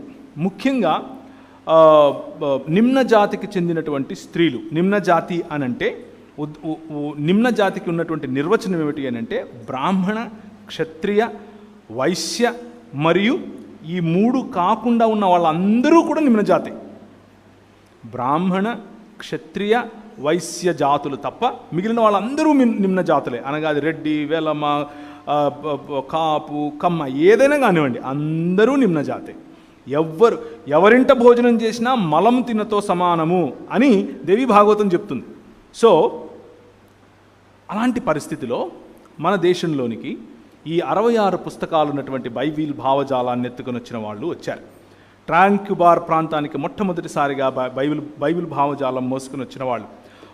వాళ్ళ ద్వారా వచ్చినటువంటి మిషనరీ సమాజంలో ఒకరి పేరు చార్ల్స్ మీడ్ గారు. చెప్పండి ఒకసారి, చార్ల్స్ మీడ్. ఎంతమంది ఈ పేరు విన్నారు? వినలేదా? ఓకే, ఆయన పేరు తెలుసుకోకపోయినా పర్వాలేదు, కానీ మీరు జాకెట్లు వేసుకున్నారు కదా, ఒకసారి అలా తాకండి, జస్ట్ అలా తాకండి చాలు నా కోసం. రైట్, ఆ జాకెట్లు ఆయనే ఇచ్చాడు మీకు. ఎలాగో చెప్తాను. 200 సంవత్సరాల క్రితం జరిగినటువంటి పోరాటం ఇది. ఈ పోరాటం, ఈ 66 పుస్తకాలు ఉన్నటువంటి బైబిల్ గ్రంథం ఈరోజు మీరందరూ చక్కగా సీతాకోక చిలకల్లాగా మంచి మంచి జాకెట్లు, మంచి మంచి చీరలు వేసుకుని అక్క ఎక్కడ కొన్నావు అని అంటే ఫలానా అని చెప్పుకుంటున్నారు కదా. దానికి కారణమైన స్టోరీ చెప్తున్నాను. ఆ రోజుల్లో కేవలము లుంగీల వరకు మాత్రమే స్త్రీలు వేసుకునేవారు. కేవలం ట్రంక్ బార్ మాత్రమే కాదు, తీర ప్రాంతాలన్నీ అంతే. భారతదేశం ఇలా కిందికి ఇలా ఉంటుంది కదా, ఇక్కడ నుంచి ఈ అరేబియా సముద్రం, ఇక్కడ నుంచి బంగాళాఖాతం, పైన కలకత్తా వరకు, అనగా తీర ప్రాంతాలుగా ఉన్నటువంటి ప్రాంతాలన్నీ. అందులో కాకినాడ కూడా ఉంది, అందులో విశాఖపట్నం కూడా ఉంది, రైట్, అందులో కటక్ ఉంది, అందులో భువనేశ్వర్ ఉంది, అందులో కలకత్తా ఉంది. ఇదంతా కూడా, దీన్నంతా కూడా అంటే మెడ్రాస్ ఉంది. ఈ తీర ప్రాంతాల్లో స్త్రీలు పై వస్త్రాలు వేసుకోవటానికి అవకాశం ఉండేది కాదు, జాకెట్లు వేసుకోరు బేసిక్గా. ఒకవేళ మీరు ఇక్కడ నుంచి శ్రీకాకుళం ప్రాంతానికి, శ్రీకాకుళం విజయనగరం ప్రాంతాలకు మీరు కనుక వెళ్తే, ఇప్పటి నుంచి ఒక 10 సంవత్సరాల క్రితం వరకు కూడా ముసలమ్మలు అమ్మమ్మలు వేసుకునేవారు కాదు. చాలా ఫోటోలు మీకు ఆన్లైన్ దొరుకుతాయి, కావాలంటే చూసుకోండి. This is history. నేనేదో ప్రవీణ్ వచ్చాడు, నేను బట్టనెత్తేసుకుని ఏదో కొత్త అని చెప్పి వెళ్ళిపోయాడు అనుకున్నారు, కాదు. This is history, well recorded history. A collector సమయంలో ఎవరు ఏం రాశారు, ఏ న్యూస్లో ఏం పబ్లిష్ అయింది, ఇవన్నీ సేకరించి నేను ఒక పుస్తకం రాశాను, దేవుని రాజ్యము, మిషనరీ ఉద్యమము అనే పుస్తకం. మీరు ఎవరికైనా కావాలంటే చెప్పండి, తర్వాత నేను పంపించే ప్రయత్నం చేస్తాను. నేను ఇప్పుడైతే ఏం తీసుకురాలేదు. సో అది అలాంటి పరిస్థితిలో చార్ల్స్ మీడ్ గారు ఆ ప్రాంతానికి వచ్చారు. కేరళ ఒకవైపు, తమిళనాడు ఒకవైపు, మధ్యలో ఒక కొండలు ఉంటాయి, చిన్న కొండలు. కొండ దాటితే తమిళనాడు, కొండ నుంచి ఇటు వస్తే కేరళ. ఆ ప్రాంతాన్నే ట్రంక్ బార్ అని అన్నారు.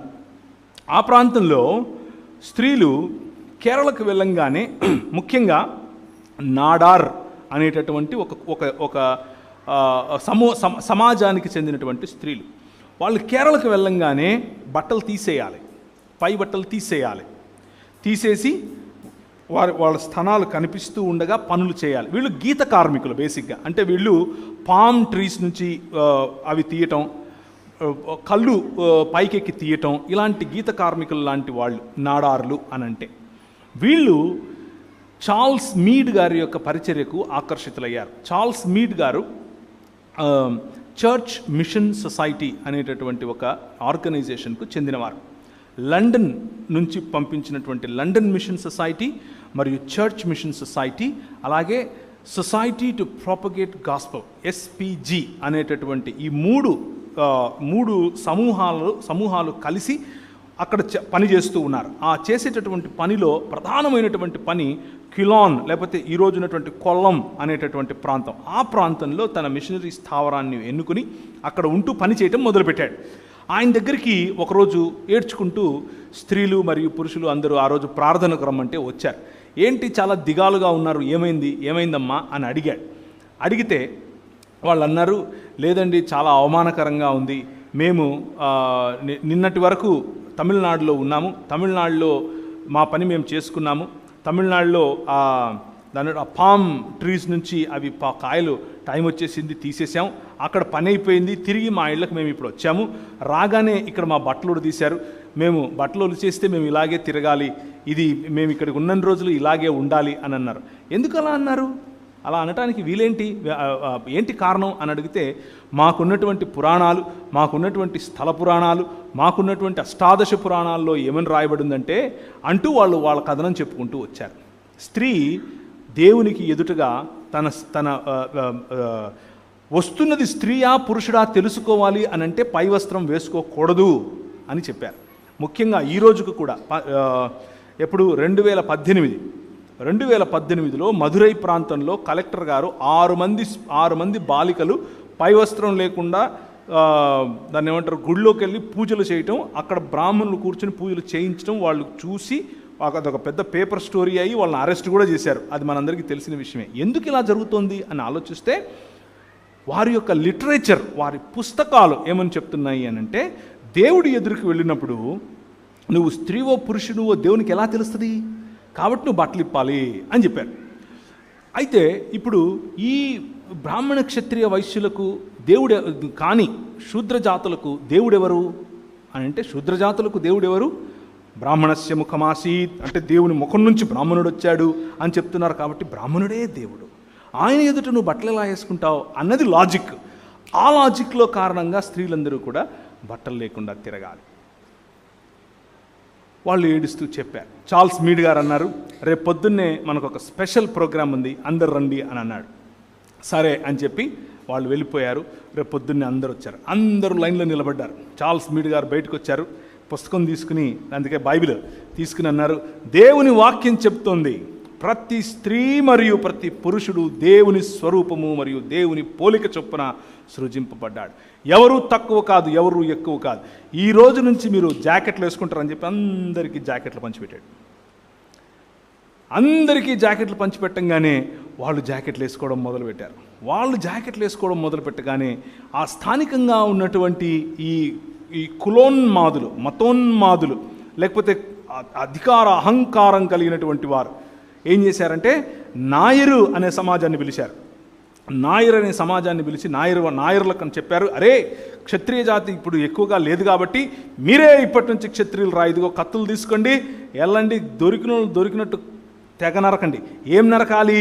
స్తనాలు, వక్షాలు నరకాలి, వక్షోజాలు నరకండి. ఎందుకు అనంటే వాళ్ళకంత ధైర్యమా, వాళ్ళకంత అంత కొవ్వ, మా ముందు వాళ్ళు బట్టలు వేసుకుంటారా? మనం ఇప్పుడు ఏమనుకుంటున్నామనంటే, ఇది సనాతన కాలం నుంచి వచ్చినటువంటి సాంప్రదాయం. చూసారా మా చీరలు ఎంత బాగుంటాయో, ఎంత అందంగా మేము డ్రెస్ చేసుకుంటాం. మిషనరీలు నేర్పించారు మనకు. మీరు గౌరవప్రదంగా బ్రతకటం, మనం గౌరవప్రదంగా బ్రతకటం ఈ 66 పుస్తకాలు ఉన్నటువంటి వాక్యము నేర్పించింది. దేవునికి స్తోత్రం కలుగును గాక. 66 పుస్తకాలు ఉన్నటువంటి ఈ వాక్యము మనిషిని మనిషిగా మారుస్తుంది అని చెప్పటానికి ఒక చిన్న ఉదాహరణ చెప్తున్నాను. ఆ తర్వాత నాయరు సమాజం వాళ్ళు తీసుకుని వచ్చి నాడార్ సమాజం వాళ్ళని, ఒక 4 స్త్రీలు మార్కెట్లో చేపలు అమ్ముతూ దొరికారు. చేపలు, రేగిపండ్లు ఇలాంటివి పెట్టుకుని అమ్ముతూ ఉంటే జాకెట్లు వేసుకున్నారు కాబట్టి వాళ్ళని పిలిచి వాళ్ళ జాకెట్లు అందరి ముందు కత్తులతో చించేసి వాళ్ళను ఒక బులక్ కార్ట్స్ అంటే మన ఎద్దుల బండ్లకు కట్టి ఆ ఎద్దుల బండ్లతో ఊరేగించారు, బట్టలు లేకుండా, అంటే పై వస్త్రాలు లేకుండా. ఇలాగే ఉండాలి అని చెప్పారు. ఇలా ఉంటేనే మీరు ఇక్కడ బతుకుతారు, లేకపోతే మీ కర్మ అన్నారు. ఆ రోజు రాత్రి ఒక స్కెచ్ గీశారు. చార్ల్స్ మీడ్ గారి ఇంటి మీద అటాక్. మీడ్ గారి ఇంటి ఆ బంగ్లా మొత్తం తగలబెట్టారు. చార్ల్స్ మీడ్ గారు అన్నారు, ప్రార్థించుదము, ఇక్కడ నుంచి పారిపోవుదము. నో. మిషనరీ ఉద్యమం ఎలా జరిగింది? ఈ 66 పుస్తకాలు ఉన్నటువంటి వాక్యము, ఈ దేవుని వాక్యము ఒక శక్తిగా ఎలా పనిచేసింది. చార్ల్స్ మీడ్ గారు అంతటితో వదలలేదు. దాన్ని మొత్తం కవర్ చేశారు. దాన్ని మొత్తం విలేకరుల ద్వారా కవర్ చేయించి పేపర్లలో ప్రింట్స్ వేయించారు. ఆ ప్రింట్స్ ఇక్కడ కాదు, లండన్లో కూడా వెళ్ళాయి. ఎక్కడెక్కడైతే బ్రిటిష్ సామ్రాజ్యం విస్తరించిందో అన్ని చోట్ల భారతదేశంలో ఇటువంటి భయంకరమైనటువంటి యాంటీ హ్యుమానిటేరియన్, మానవులకు వ్యతిరేకమైనటువంటి లాస్ ఉన్నాయి, చట్టాలు ఉన్నాయి అని చెప్పుకుంటూ ప్రతి చోట అవి పబ్లిష్ చేయబడ్డాయి. లండన్ హౌస్ ఆఫ్ కామన్స్ అంటే ఈరోజు మనకు ఉన్నటువంటి ఢిల్లీలో ఉన్నటువంటి పార్లమెంట్. లండన్ హౌస్ ఆఫ్ కామన్స్లో ఎంపీలు నిలబడి మాట్లాడుతున్నారు. అందులో ఒకరు మన కోసం నిలబడేటటువంటి వారు విలియం విల్బర్ఫోర్స్ గారు. ఆయన మరియు ఆయనతో పాటు కలిసి సహచరులుగా ఉన్నటువంటి వారు, అలాంటి వారు ఎంతోమంది ఉండేవారు ఆ రోజుల్లో. దేవుని వాక్యము అనేటటువంటి 66 పుస్తకాలు ఉన్నటువంటి ఈ బైబిల్ గ్రంథము యొక్క దృక్పథము తెలిసిన వారు. ఆ దృక్పథాన్ని ఎరిగిన ఆ వ్యక్తులు ఏం చేశారు అనంటే, అందరి ముందు పోరాడారు. No, the women of India are equally in the image of God. The women of India are equally beautiful in the image of God. The women of India have rights to wear what they want to wear. ఈరోజు మనకు వచ్చి కబుర్లు ఏం చెప్తున్నారు? మీరు పాశ్చాత్య సమాజం సంస్కృతిని చేసుకుంటున్నారు, పొట్టి పొట్టి బట్టలు వేసుకుంటున్నారు. మీరు అసలు బట్టలు వేయించలేదు కదా. అసలు బట్టలు అనే దృక్పథం ఎక్కడి నుంచి వచ్చింది? 66 పుస్తకాలు ఉన్నటువంటి బైబిల్ నుంచి వచ్చింది. బట్టలు వేసుకుని గౌరవప్రదంగా బ్రతకాలి అనేటటువంటి దృక్పథం ఈ పుస్తకం నేర్పించింది. ఎవరికి? అందరికీ. మీరెవరికని చెప్తున్నారు? కొందరికే. సో ఈ నాయర్ సమాజం వారు అలా చేసిన తర్వాత కొద్ది రోజులకు ప్రపంచమంతట్లో కూడా ఈ విషయం తెలిసిపోయింది. ఇలా జరుగుతోంది. అక్కడి నుంచి రాణి, అనగా బ్రిటిష్ సామ్రాజ్యానికి చెందిన రాణి ఒక లేఖ రాసింది ట్రాంక్ బార్లో ఉన్నటువంటి అధికారులకు. మేము మీ వ్యక్తిగత లేకపోతే మీ చట్టాల్లోకి జోక్యం చేసుకోవడం మాకు ఇష్టం లేదు, కానీ ఇది బ్రిటిష్ సామ్రాజ్యంలో ఒక భాగం కాబట్టి మిమ్మల్ని రిక్వెస్ట్ చేస్తున్నాం, ఇలాంటి అల్లర్లు జరగకుండా చూసుకోండి. బ్రిటిష్ అధికారులు ఏమంటున్నారు? పిలాతులాగా చేయగడుక్కుంటున్నారు. మాకెందుకురా బాబు ఇవన్నీ, ఏదో నువ్వు మేనేజ్ చేసుకో, ఇట్లాంటి బయటికి రాకుండా చూసుకో అని చెప్తున్నారు. కానీ చార్ల్స్ మీడ్ గారు అంతటితో వదలలేదు. చార్ల్స్ మీడ్ గారు మళ్ళీ ఒక మీటింగ్ పెట్టారు. రండి అందరూ అన్నారు. మొత్తం నాడార్ సమాజం మళ్ళీ వచ్చారు. నాడార్ సమాజానికి మళ్ళీ జాకెట్లు పంచాడు. కలర్ఫుల్ జాకెట్లు పంచాడు ఈసారి, ఎక్స్పెన్సివ్ జాకెట్లు పంచాడు ఈసారి. స్త్రీలందరూ మళ్ళీ జాకెట్లు వేసుకున్నారు, చక్కగా పూలు పెట్టుకున్నారు, చక్కగా దేవుణ్ణి ఆరాధించారు. ఇంటికి వెళ్ళారు, అగ్గి మీద గుగ్గిలంలాగా తయారయ్యారు మిగిలిన వాళ్ళు. మాకు సమానమా మీరు? How can you be equal to us? నువ్వు సమానం ఏంట్రా? ఏమైనా అడుగు ఇస్తా, కానీ సమానత్వం అడగద్దు.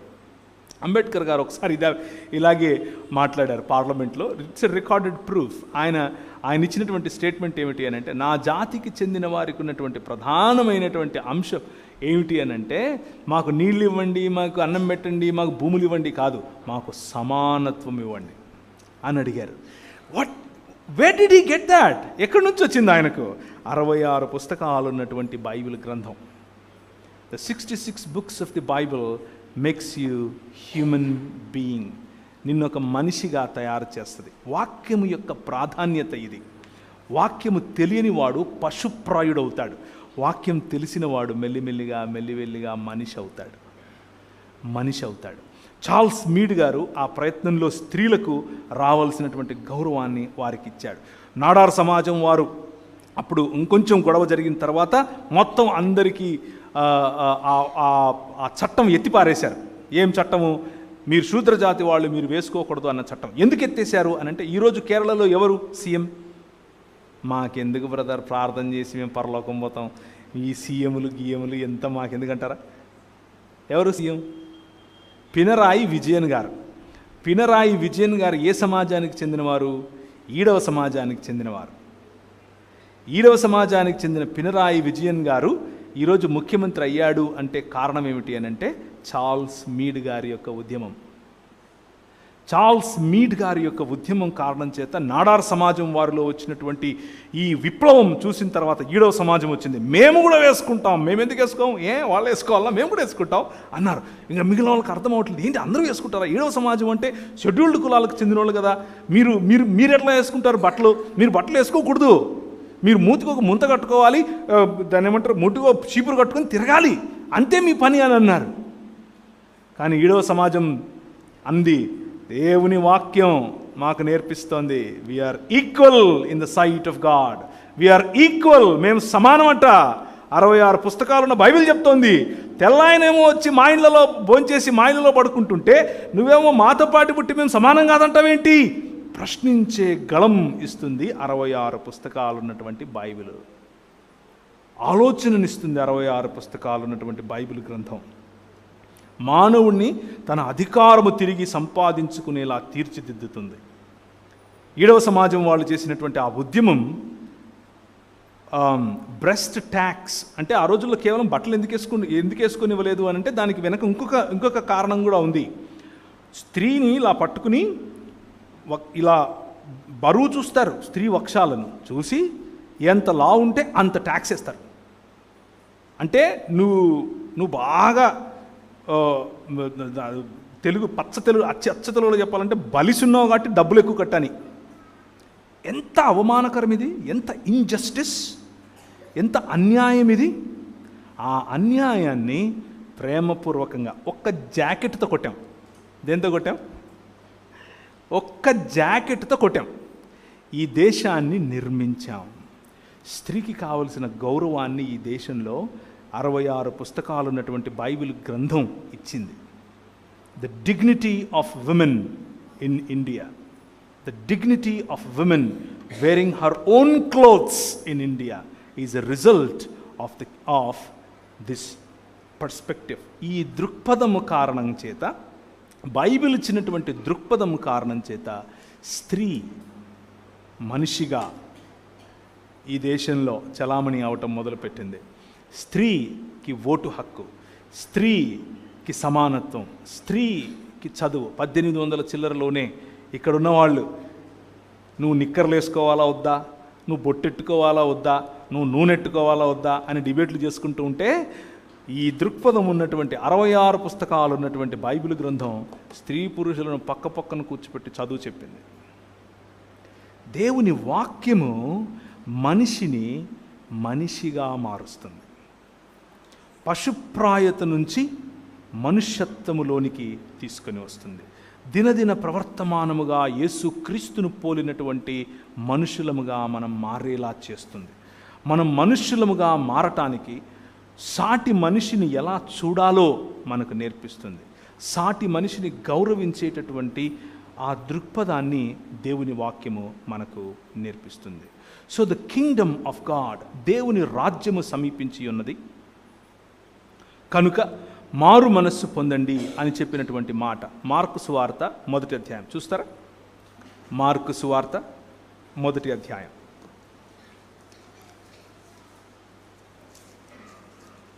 వ్రాయబడినటువంటి సువార్తలలో మొదటి సువార్త మార్కు సువార్త.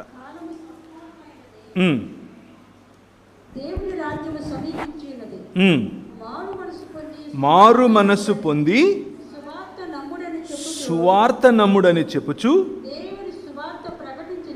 దేవుని సువార్త ప్రకటించుచు గలిలయకు వచ్చెను. సువార్త అంటే అర్థం ఏమిటి అని అంటే, శుభవార్త అంటే అర్థం ఏమిటి అని అంటే మంచి మాట అని. మంచి మాట. ఏంటా శుభవార్త అనంటే, మనం ఎదురు చూస్తూ ఉన్నటువంటి మెస్సియా వచ్చేశాడు అని చెప్పేటటువంటి శుభవార్త. మనం ఎదురు చూస్తూ ఉన్నటువంటి మన రాజు వచ్చేశాడు అని చెప్పేటటువంటి వార్త.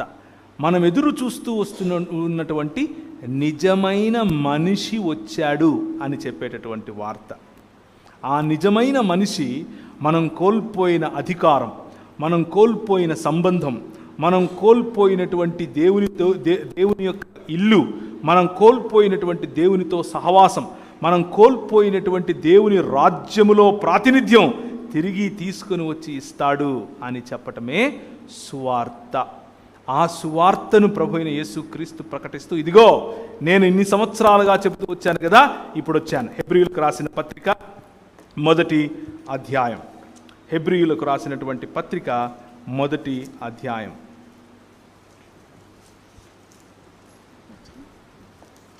మొదటి వచనం నుంచి చదవాలి. పూర్వకాలమందు నానా సమయములలో నానా విధములుగా ప్రవక్తల ద్వారా మన పితరులతో మాటలాడిన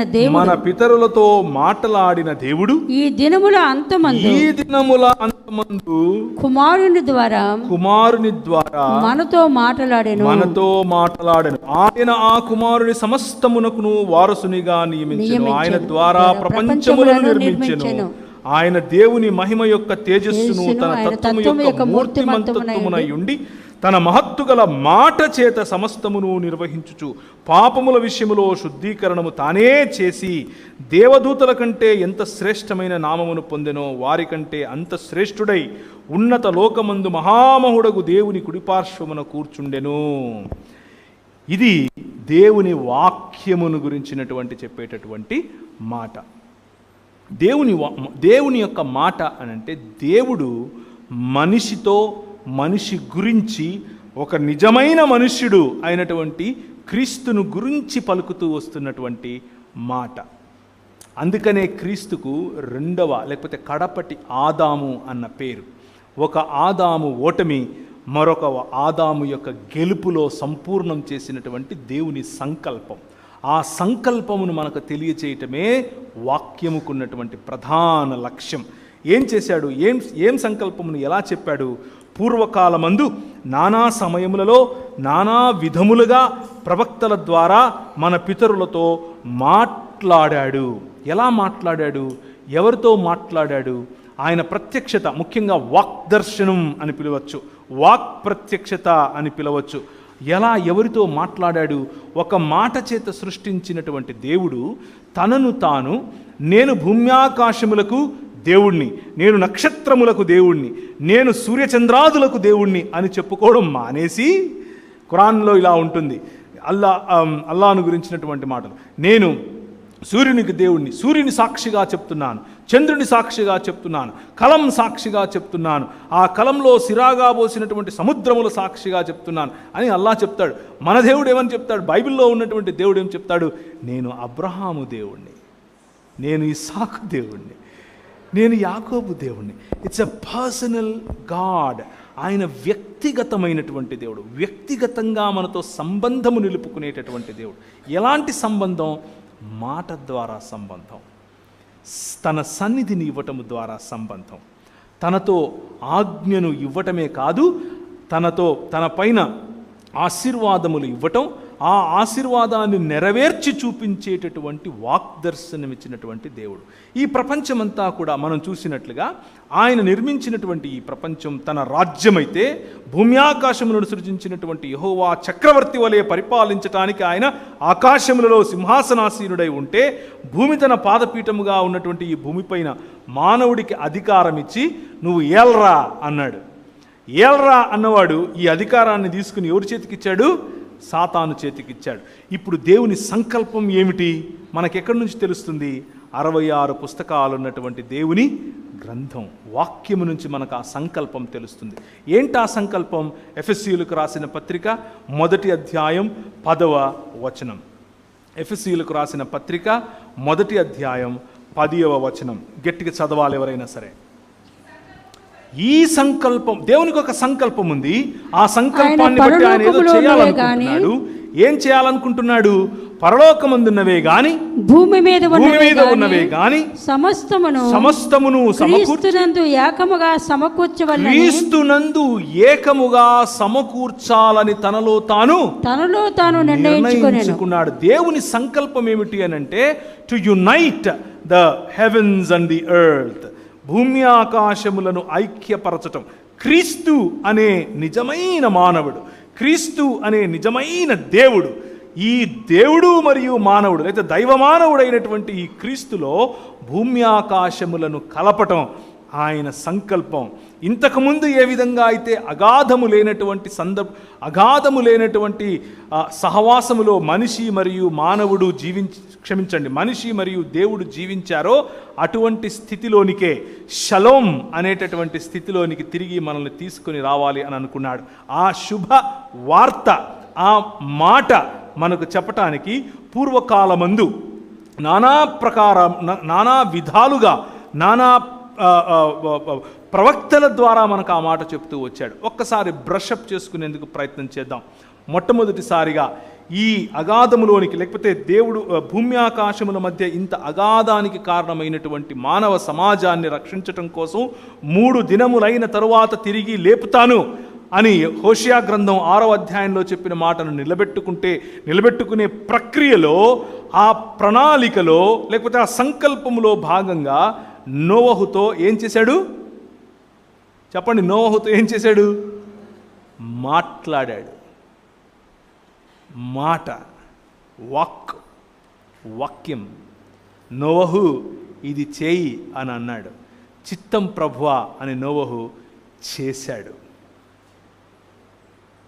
నశించిపోయే మానవ సమాజాన్ని తిరిగి తన కుటుంబముగా, తిరిగి తన రాజ్యముగా, తిరిగి తను రాజుగా, వారు తన ప్రజలుగా, తిరిగి తను కాపరిగా మరియు ఆయన పాలించు గొర్రెలుగా, తిరిగి తను భర్తగా మరియు మానవ సమాజం తన భార్యగా, తను ప్రియుడుగా మరియు తన ప్రియురాలిగా మానవ సమాజం, ఇలా వేరు వేరు సాదృశ్యాలతో మాట్లాడుతూ మనుష్యులను తన కుటుంబంలో భాగముగా, నేను తండ్రిని మీరు నా పిల్లలు అనేటటువంటి సాదృశ్యంతో మాట్లాడుతూ ప్రభు నోవహుతో మళ్ళీ నూతన సృష్టి కార్యాన్ని మొదలుపెట్టాడు. క్రొత్త సృష్టి అన్నది నోవహు ద్వారా మొదలైంది. ఆ నోవహు ద్వారా మొదలైన సృష్టి తర్వాత మళ్ళీ పాపపు యొక్క ఛాయలు మెల్లిమెల్లిగా పెరుగుతూ ఉన్న సమయంలో మళ్ళీ వాక్కు ఎవరికి? అబ్రహాముకు. అబ్రహాము, నీ ఉన్నటువంటి నీ దేశము, నీ పితరులు, నీ కుటుంబము, నీ లోక మర్యాద ఇది కాదు. నేను ఒక రాజ్యం నిర్మించబోతున్నాను, నేను ఒక నూతన సృష్టిని చేయబోతున్నాను, నీ ద్వారా ప్రపంచములను ఆశీర్వదిస్తానయ్యా, నీకు అర్థం కావట్లేదు, నా మాటను నమ్ముతావా అన్నాడు. ఓకే అని ఆయన స్టెప్డ్ అహెడ్, ఆయన ముందుకు రావటం మొదలుపెట్టాడు. వాక్యము యొక్క ప్రాధాన్యత ఏమిటి అని అంటే, ఆ వాక్యము నీ చెవిన పడిన తర్వాత నీ స్పందన ఎస్ నేను చేస్తాను అనంటే నీ ద్వారా ఆయన ప్రపంచములను ఆశీర్వదిస్తాడు, నీ ద్వారా ప్రపంచములను కడతాడు, నీ ద్వారా సమాజాన్ని కడతాడు, నీ ద్వారా మానవులను మానవులుగా చేస్తాడు, నీ ద్వారా మానవులను దేవుని కుటుంబములో భాగంగా చేస్తాడు, నీ ద్వారా మనుషులను తిరిగి దేవుని యొక్క బిడ్డలుగా, దేవుని యొక్క కాపరిత్వము క్రింద ఉండే గొర్రెలుగా, దేవుని యొక్క రాజ్యములో పౌరులుగా, దేవుడు తండ్రి అయితే వీరు పిల్లలుగా ఉండేందుకు అవకాశం ఇస్తాడు. ఆ అవకాశం మొదట నోవహుతో నిబంధన, రెండవదిగా అబ్రహాముతో నిబంధన, ఆ తరువాత ఇస్సాకు, యాకోబు పిల్లలైనటువంటి ఇశ్రాయేలుతో నిబంధన. ఇశ్రాయేలు, నేను పేరు పెట్టి పిలిచినవాడా, ఇశ్రాయేలు నీ భాగ్యం ఎంత గొప్పది, యెహోవా నీకు విమోచనకర్తగా ఉన్న నీ భాగ్యం ఎంత గొప్పది. ద్వితీయోపదేశ కాండం 33వ అధ్యాయం.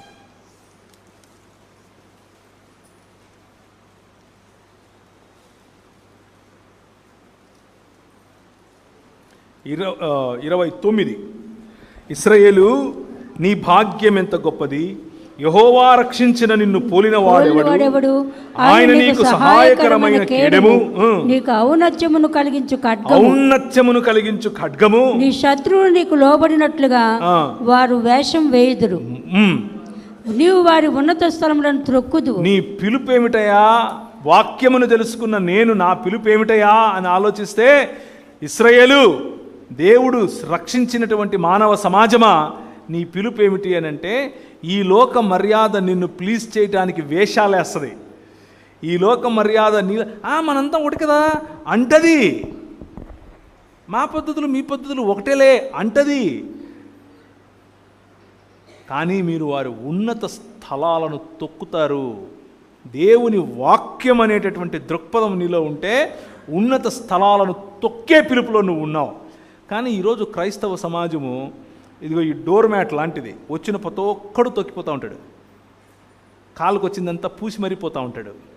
అండ్ మనం దాంట్లో అంతే బ్రదర్, ప్రార్థన చేద్దాంలే బ్రదర్ అంటుంటాం. మన పిలుపు తొక్కే పిలుపు, మనం నిలబడిపోయింది ఎక్కడ? తొక్కించుకోవడంలో నిలబడిపోయాం. కారణం ఏమిటి అని అంటే, దృక్పథములో మార్పు. దృక్పథం లేదు.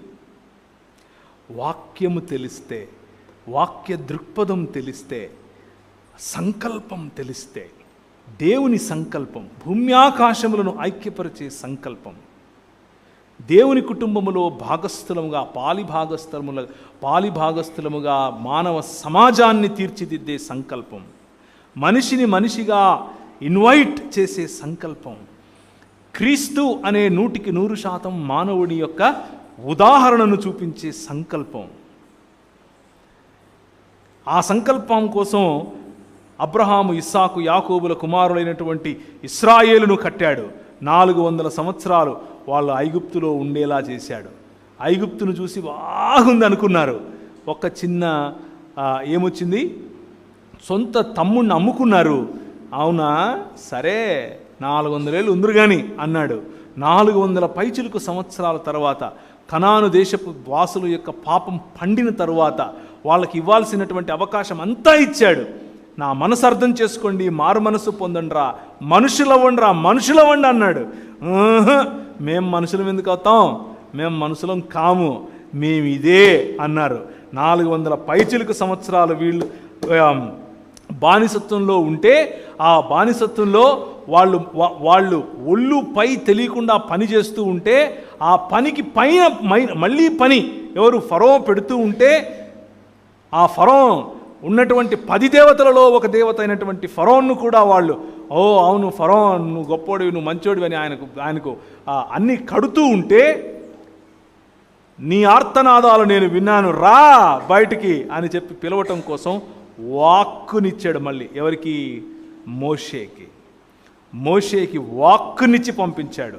నన్ను అడుగుతారయ్యా వాళ్ళు, ఏమని చెప్పాలి నేను అనంటే, నేను మీ పితరుల దేవుణ్ణి, నేను అబ్రహాము దేవుణ్ణి, నేను ఇస్సాకు దేవుణ్ణి, నేను యాకోబు దేవుణ్ణి అని చెప్పు అని అన్నాడు. నిర్గమాకాండం 3వ అధ్యాయము 15-16 వచనాలు ఇంట్లో చదువుకోండి. అలా పిలిచినటువంటి దేవుడు మొదటి ఒడంబడిక నోవహుతో, 2వ ఒడంబడిక అబ్రహాముతో, 3వ ఒడంబడిక అంటే అబ్రహాము పిల్లలైనటువంటి ఇస్సాకు, యాకోబులు మరియు ఇశ్రాయేలుతో, 4వ ఒడంబడిక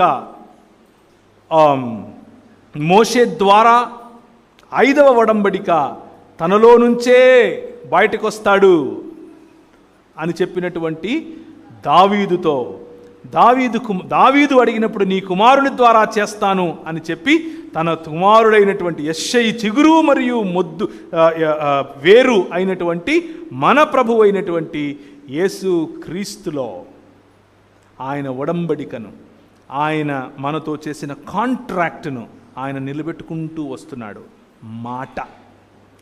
మాట దేవుని వాక్యం అనంటే ఆయన మనుషులతో చేసిన ఒడంబడిక, కవనెంట్ అని దీన్ని పిలుస్తారు. Hour God is a covenant faithful God. మన దేవుడు ఇచ్చిన మాట తప్పనివాడు. మన దేవుడు మాట ఇచ్చి దాన్ని వ్యర్థపరిచేవాడు కాదు. మన దేవుడు తన మాటను నెరవేర్చేవాడు. ఆ మాటను నెరవేర్చటం కోసం ఆయన స్వయంగా మానవుడై రాగలడు, వచ్చాడు. అదే సువార్త. God promised that we all will be his family once again.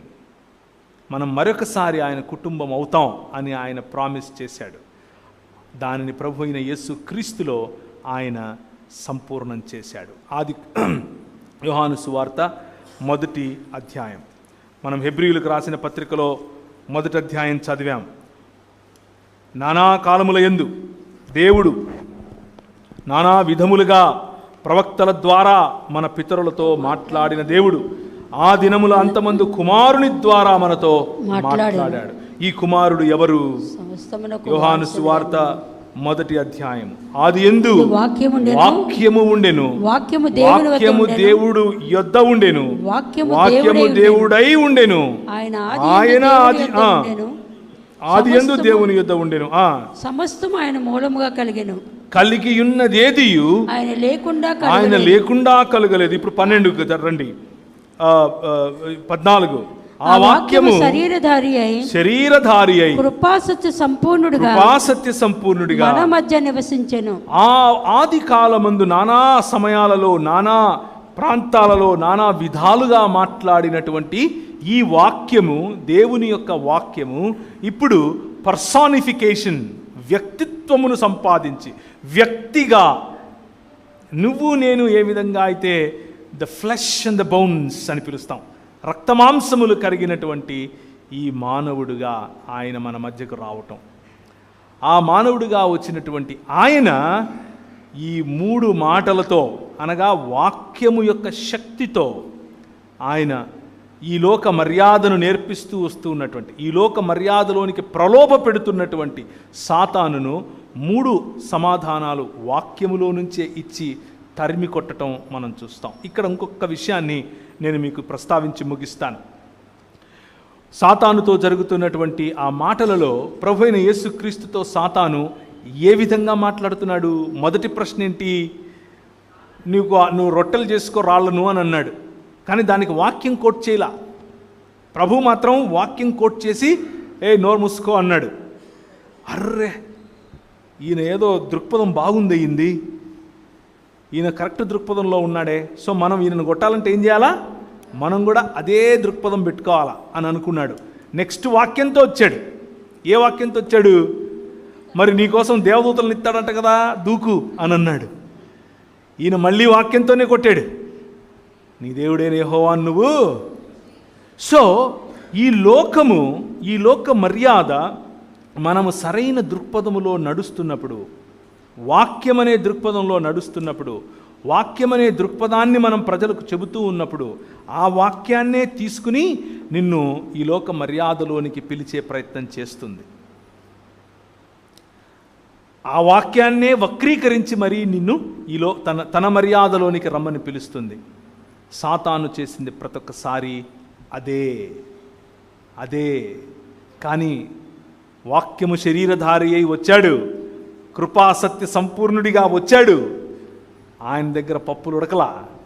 ఆయనను తెలుసుకున్నటువంటి మనం, ఆయన అడుగుజాడలలో నడవాలి అని నిర్ణయించుకున్నటువంటి మనం, ఆయన జీవన విధానాన్ని మనకొక మాదిరిగా చేసుకున్న మనం, ఆయన జీవన విధానం ద్వారా మనము మారాలి, మనము అలా బ్రతకాలి అని ఆలోచించిన మనం, మనకు వాక్యం ఇచ్చేటటువంటి, లేకపోతే వాక్యం అనే ఖడ్గము నేర్పేటటువంటి మాట రోమీయులకు రాసిన పత్రిక 12వ అధ్యాయం.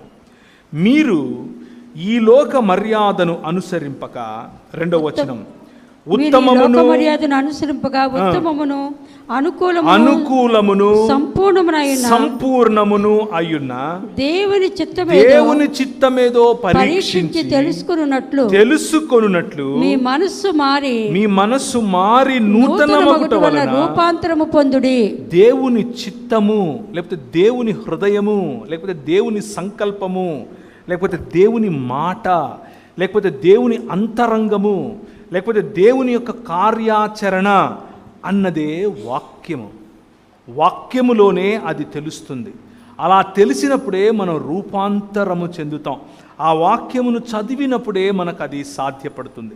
ఈ లోక మర్యాదను అనుసరింపకుండా ఉండాలి అనంటే, మనిషిగా మారాలి అనంటే 66 పుస్తకాలు ఉన్నటువంటి ఈ వాక్యం ఒక్కటే మార్గం, వేరే ఏ మార్గము లేదు. మనం 2 పడవలలో కాళ్ళు పెట్టే అవకాశం చాలా ఈజీ. ముఖ్యంగా మన దేశంలో ఇంకా చాలా ఈజీ. ఒక చిన్న ఘటన చెప్తాను. ఈరోజు ఉదయం జరిగినటువంటి ఘటన. ఒక అన్నతో మాట్లాడుతున్నాను. కర్నూలులో ఒక సంఘం, మీకు తెలిసే ఉంటుంది, పేర్లు చెప్పను, పెద్ద సంఘం. వారి నాయకులు ఉత్తర భారతదేశం నుంచి వచ్చి చాలా కష్టపడి పరిచర్యను జరిపించి సంఘ స్థాపన చేశారు, కష్టపడ్డారు. పాతకాలపు ఆనాటి సేవకులు కన్నీళ్లతో వాక్యాన్ని విత్తారు. వారి జీవితంతో, వారి జీవన ప్రమాణాలతో ప్రజలను మొరాలిటీలోనికి, లేకపోతే నైతికతలోనికి నడిపించారు. దేవుని వాక్యముతో కట్టారు. ఇప్పుడు 2022వ సంవత్సరం వారి పిల్లల పిల్లలు 2 నుంచి 4 గ్రూపులుగా మారారు. 4 గ్రూపులుగా మారి ఒక ఎత్తేస్తే ఆ ఎత్తుకు పై ఎత్తు ఇంకొకరు వేస్తున్నారు, ఆ వేసిన పై ఎత్తుకు ఇంకొక పై ఎత్తు ఇంకొకరు వేస్తున్నారు. అలా ఒకరిని మించి ఒకరు ఎత్తులకు పై ఎత్తులు వేసుకుంటూ ఎవరిది పెత్తనం, ఎవరిది మాట చెల్లాలి, ఎవరిది ప్రాపర్టీ, ఎవరిది డబ్బు అని ఆలోచించటం మొదలుపెట్టారు. సంపద, అధికారం అనగా పెత్తనం, రైట్, మరియు భూమి. ఏ 3 అయితే దేవుడు, ఏ 3 అయితే ప్రభువైన యేసు క్రీస్తు, అదరవా అన్నాడు సాతానుతో. ఆ 3టికి ఈరోజు సంఘ నాయకులు తప్పని పడ్డారు, టీవీలకు ఎక్కారు, విలేకరులు వచ్చి దాన్ని కవర్ చేసే ప్రయత్నం. కలెక్టర్ గారి దగ్గరికి వెళ్ళారు. కలెక్టర్ గారి దగ్గరికి వెళ్ళి అర్జీ పెట్టుకుంటే, అరే మీ క్రైస్తవులు ఎప్పుడొచ్చినా దీనికోసమే వస్తారా అంటున్నాడు. మీ వాళ్ళు ఎప్పుడొచ్చినా దీనికోసమే వస్తారు, ఆయన ప్రార్థన చేసుకోవటానికి గొడవలేంటి మీకు ఆయన అడుగుతున్నాడు. ప్రార్థన చేసుకోవటానికి గొడవలు ఏంటి మీకు? ఎవడు పడుతాడు, ఎవడైనా ప్రార్థన చేసుకోవచ్చు కదా, మీకేంటి ప్రాబ్లం? ఒక లోకాధికారికి ఉన్నటువంటి ఇంగితము కూడా లేనటువంటి పరిస్థితిలోనికి పేరు పెట్టి పిలువబడినటువంటి ఇశ్రాయేలు జారిపోవటం. ఆదికాండంలో అబ్రహాముకు ఇదే జరిగింది. అబ్రహాము 4 రకాలైన లేదా 4 రాజులను కట్టకట్టి ఒకటేసారి తన ఇంట్లో తర్బీదునిచ్చినటువంటి మనుషులతో కొట్టాడు. వాళ్ళు వచ్చి, అయ్యా నీకు కావాల్సింది తీసుకో స్వామి, మమ్మల్ని వదిలేయంటే, నీ దగ్గర చీపురు పుల్ల కూడా నేను తీసుకోను, రేపు వచ్చి నువ్వు నాకు ఇచ్చిన దాన్ని బట్టి నేను ధనవంతుడిని అని అంటావా? నో, నా దేవుడైన యెహోవా నన్ను ఆశీర్వదించగలడు అని చెప్పినటువంటి అంత గొప్ప విశాల హృదయం ఉన్నటువంటి ఈ అబ్రహాముకు ఆ విశాల హృదయం, ఆ దృక్పథం ఎలా వచ్చింది? సారమ్మను తీసుకుని కనాను ప్రాంతానికి వస్తే ఎదురుగా ఒక చిన్న అకాలం వచ్చింది, లేకపోతే చిన్న కరువు వచ్చింది. ఆ కరువుకు ఎదురుగా చూస్తే ఐగుప్తు కనిపిస్తుంది, పచ్చగా ఉంది. ఊరికే అలా వెళ్ళొద్దాం అనుకున్నాడు. ఆయన వెళ్ళడానికి ముందే ఐగుప్తు లోపలికి వచ్చింది. ఆయన ఇంకా ఐగుప్తులోకి పోలా, కానీ ఐగుప్తు లోపలికి వచ్చింది. ఏమంటున్నాడు? సారమ్మ నువ్వు చాలా అందంగా అంటావు కదే, నువ్వు నా చెల్లెలు అని చెప్పేసి అంటున్నాడు. ఐగుప్తులోనికి వెళ్ళాలన్న ఆలోచన చాలు నిన్ను ఐగుప్తీయునిగా చేయటానికి. ఈ లోక మర్యాదలోనికి వెళదామన్న ఆలోచన చాలు నిన్ను ఈ లోకస్తునిగా చేయటానికి. చివరికి ఆ దేశ రాజు ఎవరైతే చారమ్మని తీసుకుని వెళ్ళి పెళ్లి చేసుకోవాలనుకున్నాడో, ఏమయ్యా బుద్ధుందా నీకు? భార్యను పట్టుకొని చెల్లెలంటావేంటి? నేను చెప్పాల్సి వచ్చిందా నీకు? మీ దేవుడంట, ఆయన ఎవరో చాలా పెద్ద దేవుడు, రాత్రి కళ్ళలో కనిపెట్టి తిట్టాడయా, నన్ను చంపేస్తాడు ఆయన, నీకు ఆ మాత్రం బుద్ధి లేదా, అలా చేస్తావా అని చీవాట్లు పెట్టి డబ్బులు ఇచ్చి పంపించాడు. అలా వచ్చిందే హాగరమ్మ. అర్థమవుతుందా మీకు? ఐగుప్తులోనికి వెళ్ళాలన్న ఆలోచన చాలు నిన్ను ఐగుప్తీయునిగా చేస్తుంది. దట్ ఈజ్ ఎగ్జాక్ట్లీ కర్నూల్లో ఉన్నటువంటి ఆ సంఘానికి జరుగుతూ ఉంది. వారు వెళ్ళి ఫోన్ చేయించారు. ఎవరితో? ఈ రాష్ట్ర ముఖ్యమంత్రి గారి సతీమణి, ముఖ్యమంత్రి గారి తల్లిగారు వాళ్ళు ఫోన్ చేసి చెప్తే, వీళ్ళు ఇంకొక గ్రూప్ వారు నాకు ఫోన్ చేసి అడుగుతున్నారు, మాకేదో ఒక రకంగా అపాయింట్మెంట్ ఇప్పించండి, ఒకసారి మేము వెళ్తాం, మేము బస్ వేసుకుని ఆడవాళ్ళందరం వెళ్ళి వాళ్ళ కాళ్ళు పట్టుకుంటాం. ఎవరి కాళ్ళు పట్టుకుంటారు?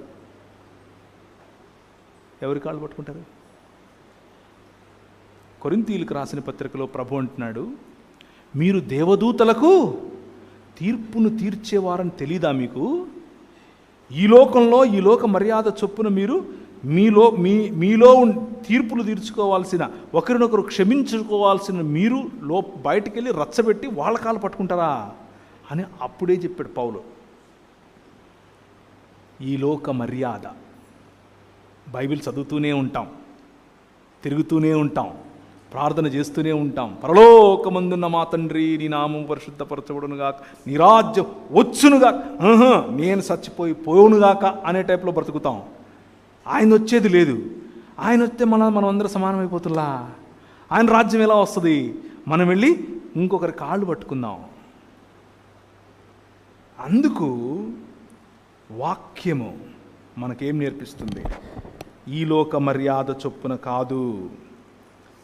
రోమీయులకు రాసిన పత్రిక 12వ అధ్యాయము, ఈ లోక మర్యాదను అనుసరింపక ఉత్తమము, అనుకూలము, సంపూర్ణము అయ్యున్న దేవుని చిత్తము అనగా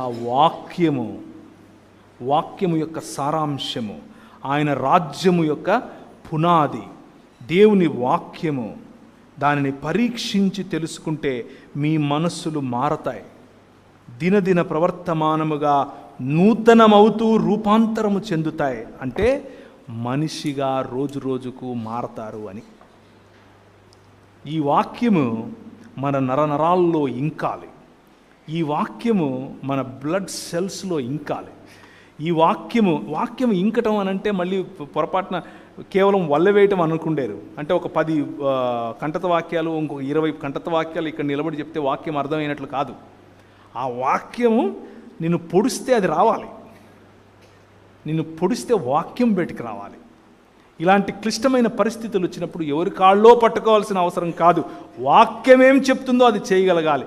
నేను ఫోన్లో చెప్పాను, అన్న పోయి వాళ్ళ కాళ్ళు వీళ్ళ కాళ్ళు ఎందుకు పట్టుకుంటావు? నీ సొంతోళ్ళు నీతో ఎవరైతే విభేదిస్తున్నారో వాని కాళ్ళు పట్టుకో, మనం ఒకటవుతాం కదా. మనం కోర్టు ఎందుకు? మనకు డబ్బులు ఎందుకు? మనకు ఆయమ్మ ఈయమ్మ ఎందుకు? ఓట్లేసేటోళ్ళు ఎందుకు? ఎన్నెందుకు? వాడిని పట్టుకో కాలు, వాడిని క్షమించు. అన్న నువ్వు ఏందన్నా, నువ్వు అదంతా నాతో ఏడవుతుందిలే అంటున్నాడు. అదంతా మేము ఏడ చేస్తాం? సొంత వాళ్ళను క్షమించలేనటువంటి హృదయ కాఠిన్యం, సొంత వాళ్ళతో ఐక్యపరచబడలేనటువంటి హృదయ కాఠిన్యం, విభజించుకొని పాలించుకోవాలి అనేటటువంటి ఈ లోక మర్యాద. కానీ ఉత్తమము సంపూర్ణము అయినటువంటి దేవుని వాక్యము, దేవుని చిత్తమును మనకు బయలుపరిచేటటువంటి, దేవుని సంకల్పమును బయలుపరిచేటటువంటి 66 పుస్తకాలైనటువంటి బైబిల్ వాక్యము మనకు ఐక్యతనిస్తుంది. దేవుని వాక్యం యొక్క ప్రాధాన్యత ఏంటి అనంటే మనిషిని మనిషిగా చేస్తుంది. దేవుడు ఏమై ఉన్నాడు, ఆయనతో సంబంధం ఎంత ప్రాధాన్యం అని మనకు తెలియజేస్తుంది. అందుకనే ప్రభు అన్నాడు, మొత్తం వాక్యానికి ఉన్నటువంటి సారాంశం ఒక్క మాటలో చెప్పాలంటే, నీ దేవుడైన యెహోవాను నీ పూర్ణ మనస్సుతోనూ, నీ పూర్ణ ఆత్మతోనూ, పూర్ణ శక్తితోనూ ఆయనను ఆరాధించండి, ప్రేమించండి, లేకపోతే సేవించండి. అలాగే నిన్ను వలె నీ పొరుగు వారిని, అది నేర్పేదే ఈ వాక్యం. తలలు ఉంచుకుంటే ప్రార్థించుకుందాం, ప్రభు వైపుకు చూద్దాం. కృపగలిగినటువంటి దేవుడు, రేపటి దినాన మనం మరింత దేవుని వాక్యములో ఉన్నటువంటి అంశాలను నేర్చుకోవటానికి మనకు సహాయం చేయనట్లు, అలాగే ఆయన కృపలో మనల్ని రాత్రి భద్రపరచునట్లు, మనం విన్నటువంటి వాక్యములో ఉన్నటువంటి అనేకమైనటువంటి అంశాలు, దేవుని వాక్యము మనకు దేవుని మాట హృదయం అని, దేవుని కార్యాచరణ అని, సృష్టిని చేసి నడిపించి విమోచించే వాక్యమని, దేవుని సంకల్పము మరియు ఆయన రాజ్యాంగమని మనం తెలుసుకున్నాం. అయితే అంతటితో ఆగక పురాతన కాలం నుంచి మనతో మాట్లాడుతూ, మన పితరుల ద్వారా, మన ప్రవక్తల ద్వారా మాట్లాడుతూ వస్తున్నటువంటి ఈ మాట, కృపాసత్య సంపూర్ణుడై మన మధ్య నివసించటానికి వచ్చినటువంటి మన ప్రభువు, మనిషిగా వచ్చినటువంటి మన ప్రభువు అనే ఈ వాక్యము మనిషిని మనిషిగా చేస్తుందని, మనిషికి గుర్తింపునిస్తుందని, స్త్రీలకు గుర్తింపు మరియు గౌరవం ఇచ్చిందని, మనిషికి దేవునికి సంబంధం ఏర్పరుస్తుందని, మనిషికి మధ్య అన్యోన్యతను ఆత్మీయతను పెంచుతుందని, మనిషి యొక్క హక్కులను, అధికారాన్ని, బాధ్యతను నేర్పుతుందని మనం తెలుసుకున్నాం. ఈ మాటలన్నిటి యొక్క వెలుగులో మన హృదయాలను తిరిగి మనం దేవునికి సమర్పించుకుని, అటు దేవునితోనూ ఇటు మనిషితోనూ మంచి సంబంధంలోనికి, ఒక మీనింగ్ఫుల్ సంబంధంలోనికి మనం ఎదుగునట్లుగా ప్రార్థిస్తాం. కృపగలిగిన తండ్రి, మీ యొక్క సన్నిధిని మా మధ్య నుంచండి. మీ వాక్యపు వెలుగులో మమ్మను జ్యోతుల వలె ప్రకాశింపచేసి, ఇశ్రాయేలు నీ భాగ్యం ఎంత గొప్పది, ఉన్నత స్థలములను తొక్కటానికి పిలువబడినటువంటి నీ భాగ్యం ఎంత గొప్పది అన్నటువంటి ఈ లోక మర్యాదను చీత్కరించుకొని, ఈ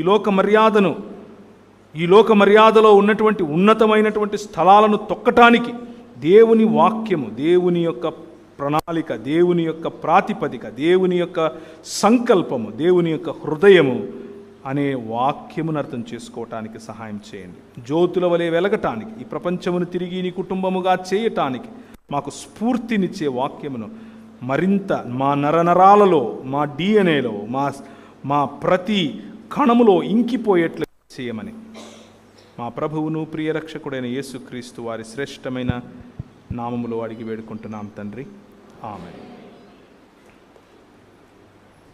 మహాదేవుడు, నిజరక్షకుడైన యేసు ప్రభువారి కృప, గొప్ప దేవుని ప్రేమ, పరిశుద్ధాత్మని కాపుదల కూడి వచ్చిన మనందరికీ, ఆయన ప్రియమైన బిడ్డలందరికీ వాక్యం యొక్క శక్తిని, బలమును, వివేచనను ఎరిగిన వారమై దేవుని సంకల్పం చొప్పున మనందరం జీవించుటకు ప్రభువే మనకు సహాయం చేయునుగాక.